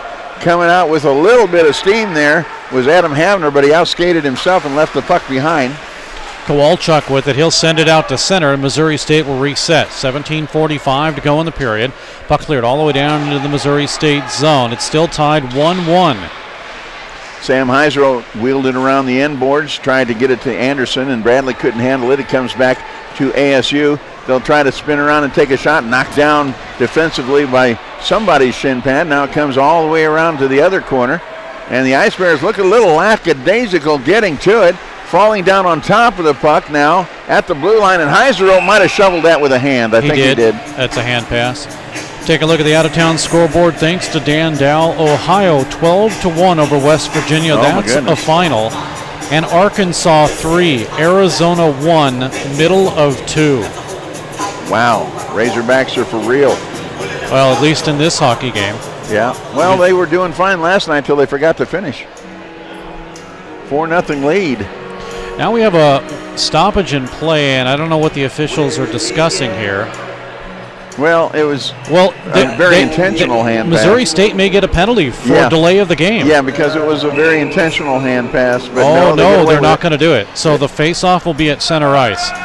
Yeah, they kind of got away with something there. Oh, a little bit of jousting before the drop of the puck, and they'll finally, boy, it took him long enough to kick somebody out of there. Perron got the boot, and ASU wins the draw, but the Ice Bears fight for it. Launder had it, tipped away from him, and it'll be back on the Missouri State zone for Warnig to chase. Austin Palumbo chases him, and they go to the end board. Now the puck comes away into the near corner, and they'll scrum for it there. Now it's tipped away by the Ice Bears, and they'll get it back. Missouri State racing a 3-on-3, helped in by Derek Smith all the way around to the far side boards. Launder holds it in. Ice Bears are changing. They had nobody at the point. Now dropped in with 16:50, make that 41 to go in the period in a 1-1 game here in the third. Dug out by the Ice Bears. Stuck behind the net is Launder. He takes a stick with him. That defender's stick goes to the corner. That is Budman's. Now it goes to the point, held in by Launder. Budman without a stick. Launder gets a shot off the cage. Back behind the net, we're going to get a penalty. How do you cross-check when you don't even have a stick on you? Interference. Okay. That's why. Well, it was a cross-checking motion, but he didn't have a stick, and they'll just call it interference. Budman will get called for interference, and Missouri State will go on the power play. The Ice Bears, 13 out of 63 opportunities, 20.6%, and a great opportunity for Missouri State to take the lead in this game. This only the second penalty of the night for Arizona State University. And we are in the third period. Off the draw, won by ASU, but the Ice Bears keep it in. Behind the right face-off dot, it goes off of Barrett, but it's held in. A blast in, save, rebound, loose as Derek Smith got the blast, and it's cleared all the way down. Smith will watch as Brady Griffin comes out of his crease to play the puck and gets it to the near side. And even though they're on the PK, ASU is still on the forecheck. They're trying to pin him back, and they're doing a good job of it. Now the Ice Bears finally bring it forward. And they'll move it across the line, left side, drop down in low, working behind the net and trying to get something happen is Jordan Bratton. Over to O'Brien, beeline on. Ice Bears change up. They get a defender on now. It's Solnikoff. He's going to play the point. And Bratton gets a shot. It missed everything and goes wide and comes out to center. Oh, and he had some room on that goal, too. Here's Barrett. He'll get it across the line, and he tried to pass back to O'Brien, and Missouri State looking disheveled on this power play. Anderson will retreat. Bradley Anderson, that is. Take it back behind his own goal. Wait for everybody to get off of the bench. And as everybody changes, yep, here we go. On the right wing. Across the red line, now to the blue line. Kovacic over to Solnikoff left side. Across the zone for Missouri State. Kovacic left side. He likes to set up. Fans finally get the Let's Go Bears chant going. Now Solnikoff up the middle. It's broken up and chipped out and cleared by Jagger Larson. Brennan Anderson now on defense as he goes back to track the puck down. Gives to Kovacic. They get it turned around quickly. To the line and across the line, a slow puck. Now it goes to Cooley, who races through. Taken by Jet Larson. He's double teamed. Cooley there to stick it away from Kowalchuk, who comes in to help out. Now to the half board. Still a battle for it there. Everybody piles up at the half boards, and finally it is cleared and sent all the way down by Jake Geely. That'll do it for the power play. Yeah, is over. And Solnikov will start from behind his own goal. Nice move to get out. And finally it ends it. This is going to be an icing call, though. Yeah, lead pass too far for Kovacic. And Dan, you get the idea with the mix-up on these lines. Mentioned that Turin's out, Bell's out. So the top two lines has really only Kovacic on it. And Davis and Cooley, they're connecting, but not as fast as they would if they had about 10 days of practice together. Right. And it's just tough. Not quite as sharp as normal. 1-1 here in the third period. The only goal scorers, Solnikoff for Missouri State. Arizona State, it's Larson. That is Jet Larson. as the puck comes into the Arizona State zone, and George will hold on. I'm not sure ASU didn't get away with a little bit of a hand pass there because the puck was coming up to the defender and he kind of batted it backwards towards his goaltender and helped him out a little bit there, but no call, and we'll go to the right of goaltender Joshua George. 14:03 remaining in the period. Face off to the right of George. Ice Bears do win it. They send it down in low. We're going to get played with a high stick, and Perron, nope, it is waved off to the point. Swatted down in low by Bradley Anderson. Off of Perron's stick. Good forecheck, but it's out to center. Here's a 2-on-1. As they break free, here's Hoffenkamp. Sliding defender got the pass away, and fanning on the opportunity was Amaya. Garrett had a wide open net and fanned on the centering pass and couldn't make it happen. And the Ice Bears dodge a big bullet right there. Now a quick line change for ASU as they send it deep. Ice Bears get it out of the zone. It'll be a delayed offside that helps them out, but it's stolen away once again. Here's Klein. Klein will drop back a little bit, now shovels it into the zone as ASU gets a couple of fresh skates out there. Back behind the goal, Missouri State University has it, a 1-1 tie. Things getting tense here at Jordan Valley Ice Park as Barrett sends it in. 12:58 remaining in the period in a 1-1 hockey game. Steve Cass and Dan Lee. Also John Cook doing camera, and our statistician Matt Reisner. Levi Hulston has his pocket picked, and the Ice Bears send it the other way. This is not, yes, it is. Well, yeah, I didn't see an arm up, but they do call the icing. At the last minute, icing is called. Face-off comes back down into the Missouri State end of the ice. Don't forget, our next broadcast will be tomorrow. These same two teams, Missouri State and Arizona State, right here on Web Sports Radio.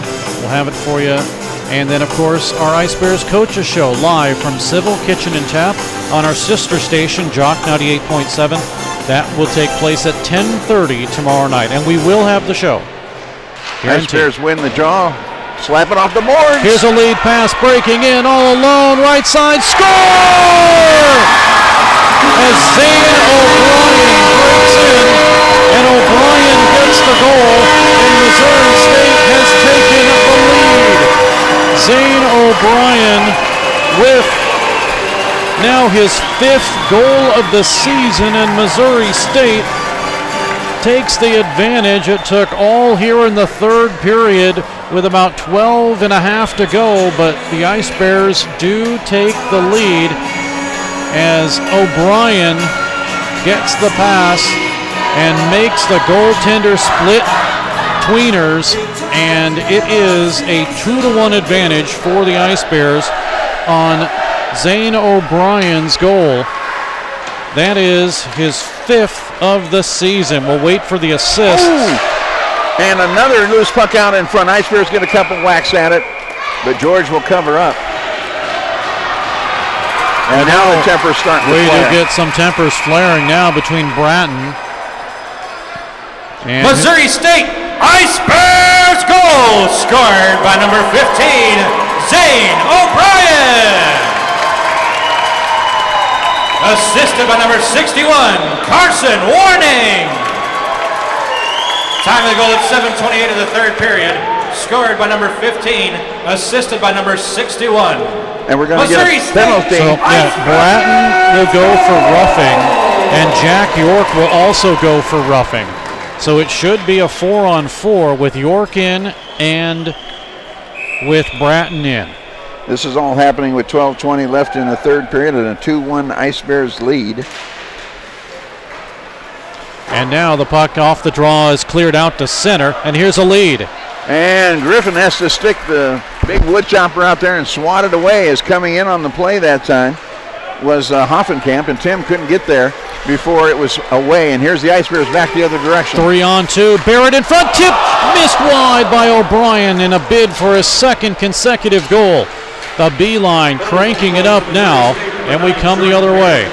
And a good job to get it in Kowalchuk for ASU, and they'll tip it into the near half board, and they'll send it around the boards. Nothing but pink jerseyed Ice Bears there. They'll get it out. O'Brien couldn't reach it. It goes all the way down. This should not be an icing call. It's cleared now with 11:35 to go in the period, and a 2-1 lead for Missouri State. Now a broken stick. One-handing it is Hoffenkamp. He gets it out of the zone for ASU. And here comes Hoffenkamp, and he'll try to center one through. Good job clogging up the lanes by Missouri State. They've got it back. Ice Bears with Solnikoff. Down the middle. Nice move. He shoots. Blocker save. As Solnikoff got around Jagger Larson, and he was able to get a shot off. Boy, that was a pretty move. Even if he didn't get the goal, that was pretty. And on the other end, ASU will go back on the attack. Here's Jagger Larson. He'll send it around the boards for Hurl. He couldn't get a stick on it, and it comes out the far side. Missouri State has it poked off, and now they'll try to get it back at center ice. Can't. Oh, yeah, nice job there.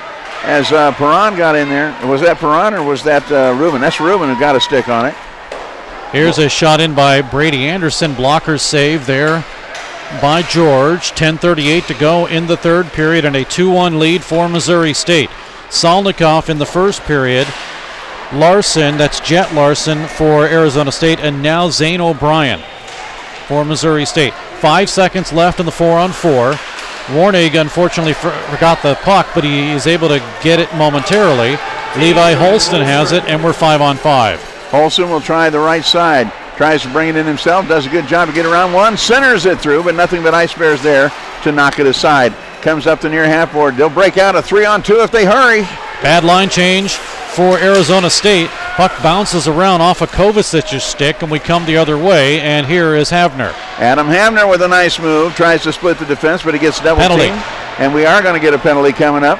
It's a slashing call against Missouri State. The goaltender comes out. So ASU with the puck and an advantage coming up as they work back in. Kowalczyk crosses the blue line, drops it off. They'll center it through. It's knocked aside. Now back behind the goal. ASU will still have possession. Out to the point it comes. Here's Studioso.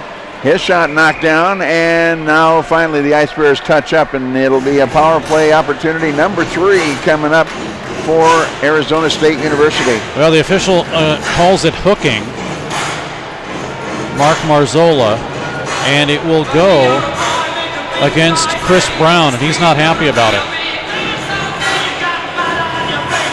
So another penalty kill for the Ice Bears, 7 for 53 coming into today's game, 86.8%.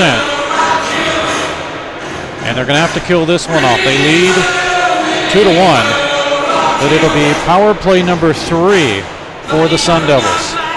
Face off to the left of Brady Griffin. And it is won by Arizona State University as they start this power play.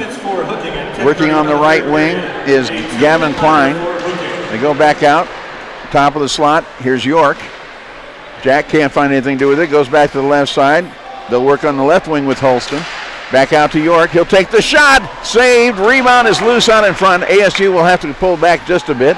York will try it again. They get it to the low man in the slot, and the backhander goes wide for Gavin Klein. Back behind the goal. Working on the left side now, Jagger Larson. Larson can't do much with it. Comes to the other side, but is held in on the right point this time by Bradley Budman. Budman gets checked by Derek Smith. Puck comes back outside to the top of the slot one more time. York goes right wing, right back to him. He'll take the shot through traffic, and something got in the way. I'm not sure who it was, but it ended up not getting as far as Brady Griffin. Now on the left side. Down in front, save, rebound, another toe save by Brady Griffin on the rebound. And the puck slides out of the zone, taken by the Ice Bears. They've got a man if they can find him, but no. Knocked down at the center stripe, and it comes back the other direction. 47 seconds left in the power play opportunity. Arizona State University trying to knot this thing back up again with 9:07 left in regulation. And the puck finally comes all the way back down. We're to be stopped by George. 8 minutes to go in the third period. Still a 2-1 lead for Missouri State. But it's power play for 25 more seconds for Arizona State. Adam Havner gives to Kowalczyk, and he'll backpedal into the corner. Looks out to the point. Has his man Studioso. John Studioso working the high slot now. Looks at it, takes the shot. Redirect down low, goes a little bit wide off the stick of Garrett Amaya. Good opportunity there, but he just missed on the deflection. 2 seconds left in the power play. ASU goes cross ice. Puck is off the stick, and that'll do it for the power play. Back at 5-on-5 hockey. Missouri State still has one chipped right at the goal, and Brady Griffin was Johnny on the spot there.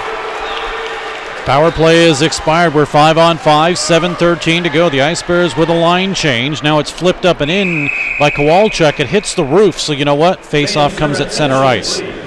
Shots evened up now, 27 apiece. A 2-1 Ice Bears advantage following a goal here in the third period by Zane O'Brien. Actually, no, it was, it was Zane O'Brien. I wrote in my notes that it was Jordan Bratton. I got to change that. As the puck is faced off just outside the Arizona zone, Ice Bears have the puck, but they had to retreat momentarily. Now they're still backpedaling as ASU decides they don't want to let them take another inch of ice. Ice Bears having trouble now in their own zone. Finally get it to Kovacic. His pass behind the intended target. Now it's intercepted. ASU, big center ice collision between Brennan Anderson of the Ice Bears and Amaya. And it's still being battled in the neutral zone. Little chippy there, too. Anderson loses an edge. 3-on-1. Out front it comes. Save Brady Griffin off of the stick of Demon. Penalty. It's going against ASU. 2-on-1. Solnikov breaks free. Delayed call. Solnikov shoots. He scores! His second goal of the hockey game. And Missouri State, on a delayed penalty, has a 3-1 lead. Nikita Solnikov, as an upcoming penalty was going to be assessed, breaks free much like he's kind of done all season, but he's able to get past his two defenders and he's able to break free on the left side going to the right, and Missouri State has a 3-1 lead, and a power play for Garrett Omaya is up on the board, and Missouri State will go back on the man advantage. Well, I tell you what, I know we don't get a vote in it anymore as far as player of the game is concerned, Steve, but I know who my player of the game is right now. Well, you got to have Solnikov. Yeah. What a game Nikita has played tonight. 2 goals on the board. That's the difference in this hockey game, 3-1. Nikita Solnikov with some nice skating tonight and great pinpoint accuracy has given Missouri State University a much-needed 2-goal cushion with 6:23, and that is time for head coach Key to call timeout. What did I say? Head coach Tate Green. Head coach Tate Green. Nikita Solnikov, assisted by number 20, Andrew Kovacic. Time of the goal at 13:57 of the third period, scored by number 90, assisted by number 20. Missouri State Ice Bears goal! So the Ice Bears have a 3-1 lead, and they have a power play to work. This is power play just number 2 for Missouri, number 3. Number 3 for Missouri State. Cross-checking is the call. And Missouri State with Bratton. Cross-ice pass. It does manage to get to O'Brien, and the Ice Bears still have trouble with it. Yeah, and it's taken away by ASU now as working into the zone is Klein, and Gavin lost the handle on it. And Missouri State will try to reset with 1:30 left in the power play, working from their own end. Oh, a bad pass, almost got away. It does get kicked in now by Derek Smith. He'll work down the left face-off dot. Ice Bears change defensively.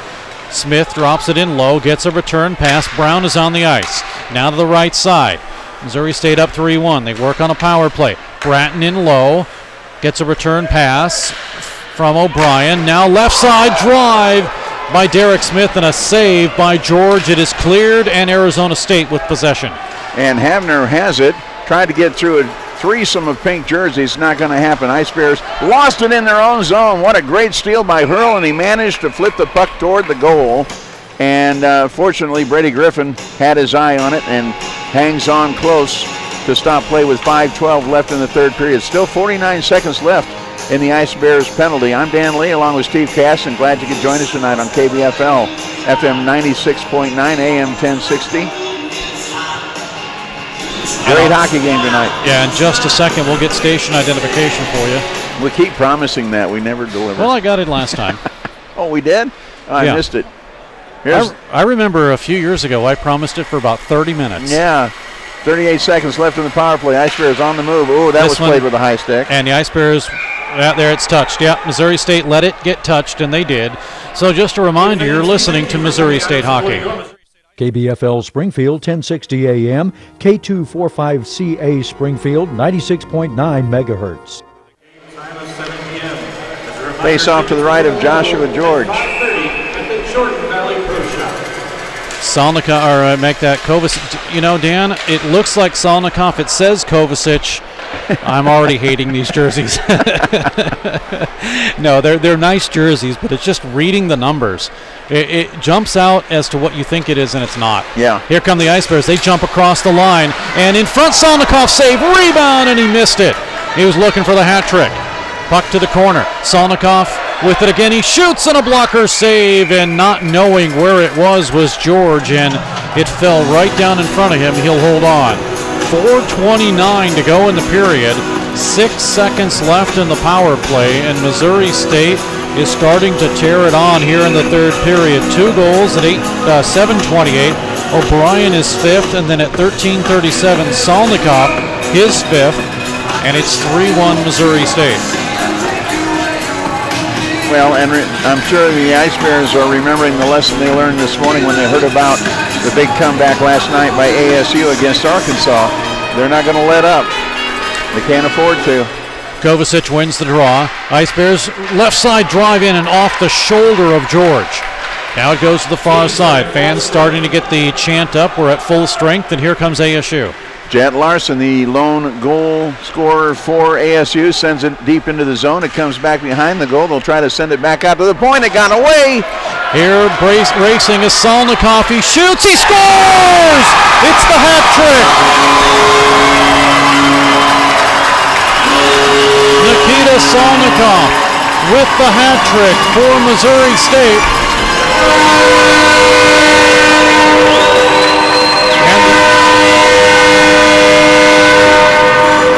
The Ice Bears now have a 4-1 lead. Nikita Salnikov, as he comes into view, gets the goal up over the blocker. And that is our Steak and Shake player of the game, Nikita Salnikov, with his 6th and the hat trick, will become the Steak and Shake player of the game. I don't know how you could deny him. What a night for Nikita Salnikov. As the Ice Bears won the draw, lost the puck. Here's a shot. Third of the game, scored by number 90, Nikita Salnikov. Time of the goal at 15:55 of the third period, scored unassisted by number 90. Missouri State, Ice Bears goal! As we get an icing call, and we'll bring it back down to the Missouri State University zone with 3:42 left in regulation. A 4-1 Missouri State advantage now, thanks in no small part to the hat trick from Nikita Salnikov. Remind me to ask him in our post-game interview here in a minute what kind of hat that would be in Russia, if he has a favorite hat. That would be... I'll let him answer that question as we go back to action here. And ASU wins the draw. It's those ones that have the flappy ears on them. I know what you're going to say, but I bet he's got something else in mind. We come back outside, and Kowalczyk will have it for ASU at the point.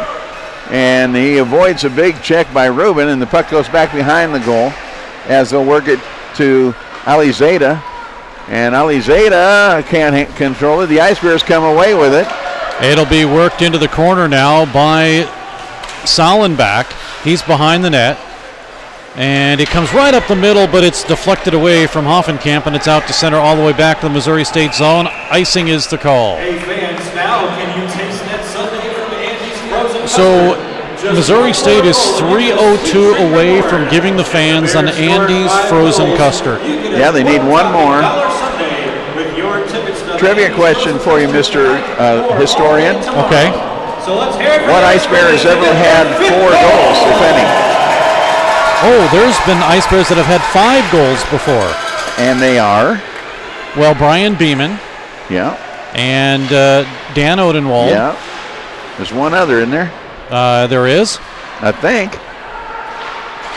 We'll have to. I'll have to think. Oh,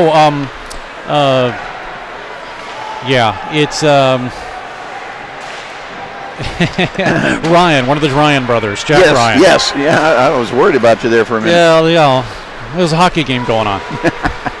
All right, 2:30 to go as ASU comes back into the zone. They want to attack. Here's Hurl. Hurl will dump it off underneath. Comes outside with Jet Larson taking a wrister that is saved by Brady Griffin. Rebound, another opportunity lost as Griffin got the blocker out. Now they jam along the end board, and it comes back to Missouri State. And flying down the ice, here they come. 2:07 to go as the Ice Bears will have it. They bring it all the way down to the Arizona State zone with Perron mishandling the puck. Pearl will have it. He gets it to an Ice Bear stick. That is Bratton. He breaks it up, and Missouri State back with possession. They'll just flip it into the neutral zone. O'Brien fights for it there, lost the handle on it. ASU with some room. Larson had a great chance at a centering pass from his teammate, and it went right past his stick. That was actually both Larson. As Barrett gets a pass over to Bratton and a save off the arm, maybe the blocker of George. It's out to center and touched up, and we get a hand pass. That was actually both Larsons that had that scoring opportunity. It was Jet Larson, the goal scorer, who had the nice centering pass and tried to get it to brother Yager, and it just didn't quite connect. But they'll go back to the Missouri State University Ice Bears zone to face this one off. 1:31 left to go in regulation. 4-1 Ice Bears with the advantage. Don't forget these two teams will drop the puck again tomorrow. Right here, same time, same bat channel. We hope you'll tune in. 6:50 with the pregame. Comes back out to the point. Shot from the point and a stick save by Griffin. He's turned away 30-plus shots tonight. As it comes back out to the point. Now they jam it along the end boards one more time. It gets fought for. Out in front, and again not able to turn around and take the shot is Tim Hoffenkamp, as he had a golden opportunity after the centering pass from Garrett Amaya, and now a whistle. Stink and Shake player of the game, you can help congratulate, as Stink and Shake is a proud sponsor of the Missouri State Ice Bears. Here's the announcement for player of the game tonight. With 3 goals, completing the hat trick, number 90, Nikita Solnika. You can join Nikita and all the rest of the Ice Bears at the Ice Bears Coaches Show every Saturday night, live from Civil Kitchen and Tap. And of course, you'll have a conversation with him tomorrow night, I'm sure, as well as after the game today, a short one today. And the Ice Bears win the draw and come out of the zone. It will be Travis Barrett. He gets stood up with less than a minute to go in the third period. 54 seconds remains. Arizona State with Kenneth Miller, that is, gets it out to center, but the Ice Bears intercept. Here's now Salnikov, with a drive in. It's partially blocked. And fans yelling, "Let's go Bears." They want the Andes. Tim Hoffenkamp drops a pass behind him, but nobody there. Taken away, though. Nice swipe from behind Amaya on the back check, and now an offside. 31.1 seconds left. Crowd will go away happy tonight after some tense moments through most of this hockey game.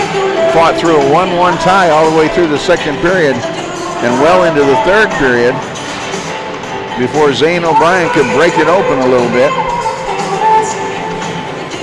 and make it 2-1. That came with about 12:34 left in the third period, and the Ice Bears have gone on a tear since. 26 seconds left in the period. Ice Bears have the puck. Cross-ice pass is tipped into the zone by Salnikov, but taken away there by York.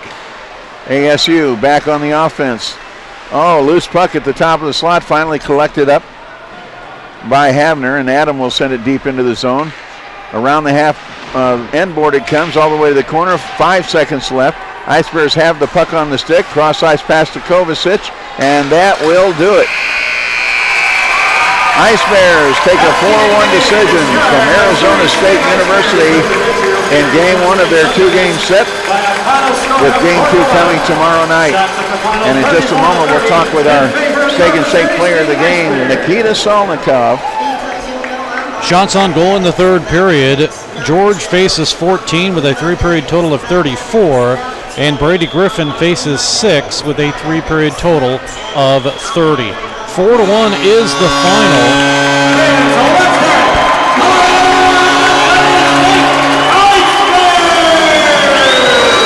As the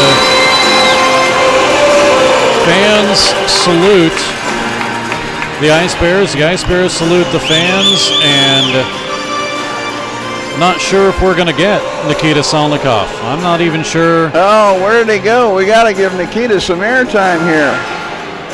I don't think they got out in time to tell Nikita, or did they? That would be such a shame. He's got some folks back in Russia that would love to hear from him right now. Well, he probably says he doesn't speak that good of English. So he did just fine in our interview the other day. Oh, well, I tell you what, though, what a game he had tonight. He did with the hat trick. Nikita Salnikov starts things off. Dan, keep an eye, and we'll break in if we have to. But Salnikov starts things off for Missouri State, 4th of the season. Barrett with the assist. This comes at 8:40, and Missouri State has a 1-0 lead. Then Larson ties it up for ASU. This one is the 3rd of the season for him at 17:47. Brown with the assist, and it's a 1-1 game. But then Zane O'Brien gives the Ice Bears the lead, is 15th in the 3rd period at 7:28 on the break.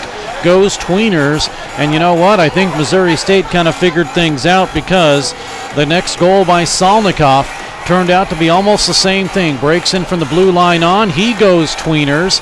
Similar situation. And Salnikov finally finishes things off here with the hat trick goal, and that's where things end up. And we finally do have Nikita Salnikov as he gets into camera range on Web Sports Radio's live TV.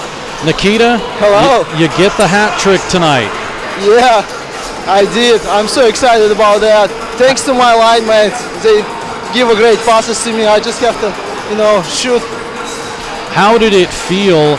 This was a close hockey game, and quite frankly, Missouri State had their chances. I know you probably hit the goalpost a couple of times, but how did it feel after you guys took the advantage? Did that kind of pump things up?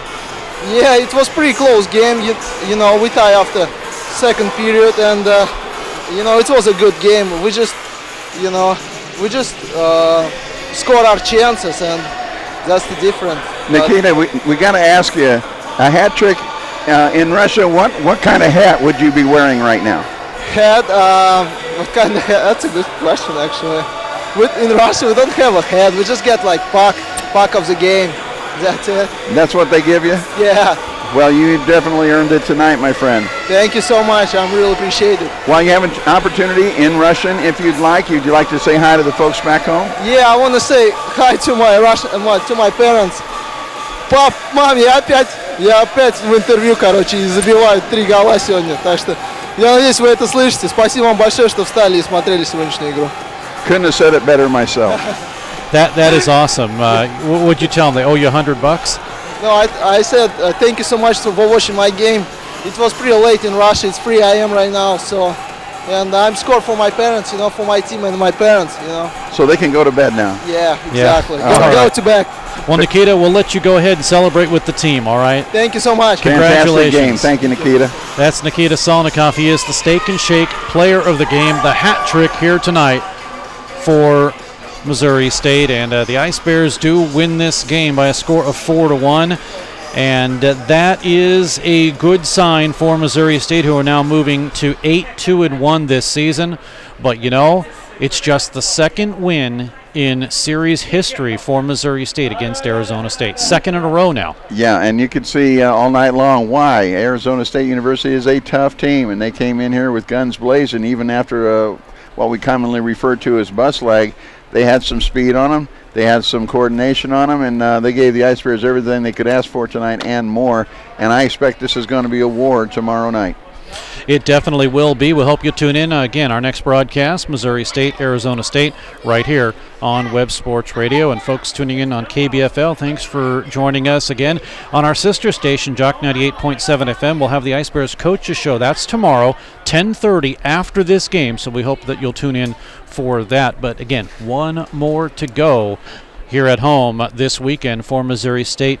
The pink games, if you tuned in and watched on Web Sports Radio's live TV, you saw pink jerseys Yeah. The Ice Bears wore. And you say, well, why is it pink? Well, breast cancer awareness. And these are the only games in October that Missouri State will play. The Ice Bears right now are going to be on the road, and it's kind of tough to be on the road in October because that's traditionally home time for Missouri State. But the Ice Bears, after this weekend, they will be at Oakland. Then they have the remainder of October off. They need it right now, especially with Turin and with the injury, the injuries and everything. Yeah, the injuries that they have with 3 players that are out right now: Bell, Turin, and Saunders. Yeah, so and then Saunders will be back by the time that break is over. Yeah, that'll be a good thing for Missouri State, who needs a much-needed rest. Now, the scheduler last year, myself, didn't schedule very many breaks in, and that's going to be a tough thing, but I learned my lesson, so there are breaks this year. Before we do go off the air, I want to mention once again that there is going to be a fantastic showcase, and we hope that you'll tune in for that. It is the Arizona State Women's Ice Hockey Showcase, October 25th through 27th, right here at MediaCom Ice Park. Lindsay Ellis, the head coach of Arizona State, bringing her squad in, and we will have those games broadcast for you on Web Sports Radio. We'll have the Arizona State versus Concordia Ann Arbor, 7 o'clock on Thursday. Also, Aquinas, that is, with Arizona State on Friday, and then McKendree playing Arizona State on Saturday, including the 2:30 game, Aquinas and Concordia Ann Arbor. We'll have all those games for you right here on Web Sports Radio. And, of course, if you're in the Springfield area right now listening to us on KBFL, get you a ticket. Come out and watch some fine hockey that weekend. There's going to be all kinds of great hockey to come here and see, and we appreciate your support. These young ladies will appreciate your support, and you're going to see a show. It's going to be some great hockey here at Jordan Valley Ice Park. You know, I will tell you, no, MediaCom, you got it right. Do they? Is it back to MediaCom now? As far as we know, it's MediaCom. That's okay. That's all I know. It's gone back to MediaCom. Yep, okay. It is, and you know, it used to be Jordan Valley Ice Park and MediaCom Ice Park, and you can call it whatever you want. It's in limbo right now. It's a Stan Melton Ice Rink is where it's going to be. That'll work. But you know, honestly, ACHA Division I women's hockey, that has got to be some of the funnest and most interesting hockey. I mean, they play hard. If you thought men's hockey was exciting, women's hockey is just as exciting. Oh yeah, you betcha. So if nobody told you, if you stepped into an ice ring and watched the ladies playing hockey, if nobody told you that they were ladies, you would not know it. Well, I would know by all the long hair flowing, and I would think it's I a don't completely know. We do different have hockey no, game. no, that doesn't fly because we do have Carson Warnick. You know, he's out there with a head full. So yeah, it's curly hair, not long hair, long straight hair. All right, that's enough of that.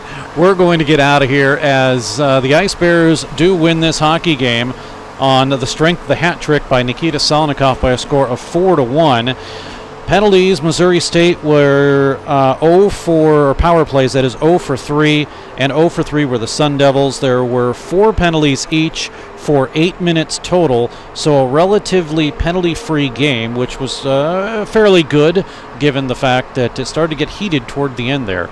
But Missouri State ends up winning this contest by a score of 3-1. And Dan, your final thoughts? Well, we want to thank John Cook for handling our video for us tonight on WebSportsRadio.com, and also to Matt Reisner for stepping in on our statistician board. Matt, welcome aboard the WSR team this weekend. We've enjoyed having you, and you're going to be back tomorrow? Okay, he's coming back tomorrow. Another good hockey game coming up tomorrow. Join us. Again, the final score, Missouri State wins 4-1. They improve to 8-2-1 on the season. For Dan Lee, for John Cook, for Matthew Reisner, I'm Steve Casson. Thanks for joining us. Until tomorrow, good night, everyone. So long. You've been listening to Missouri State Ice Bears Hockey with your host, Steve Casson.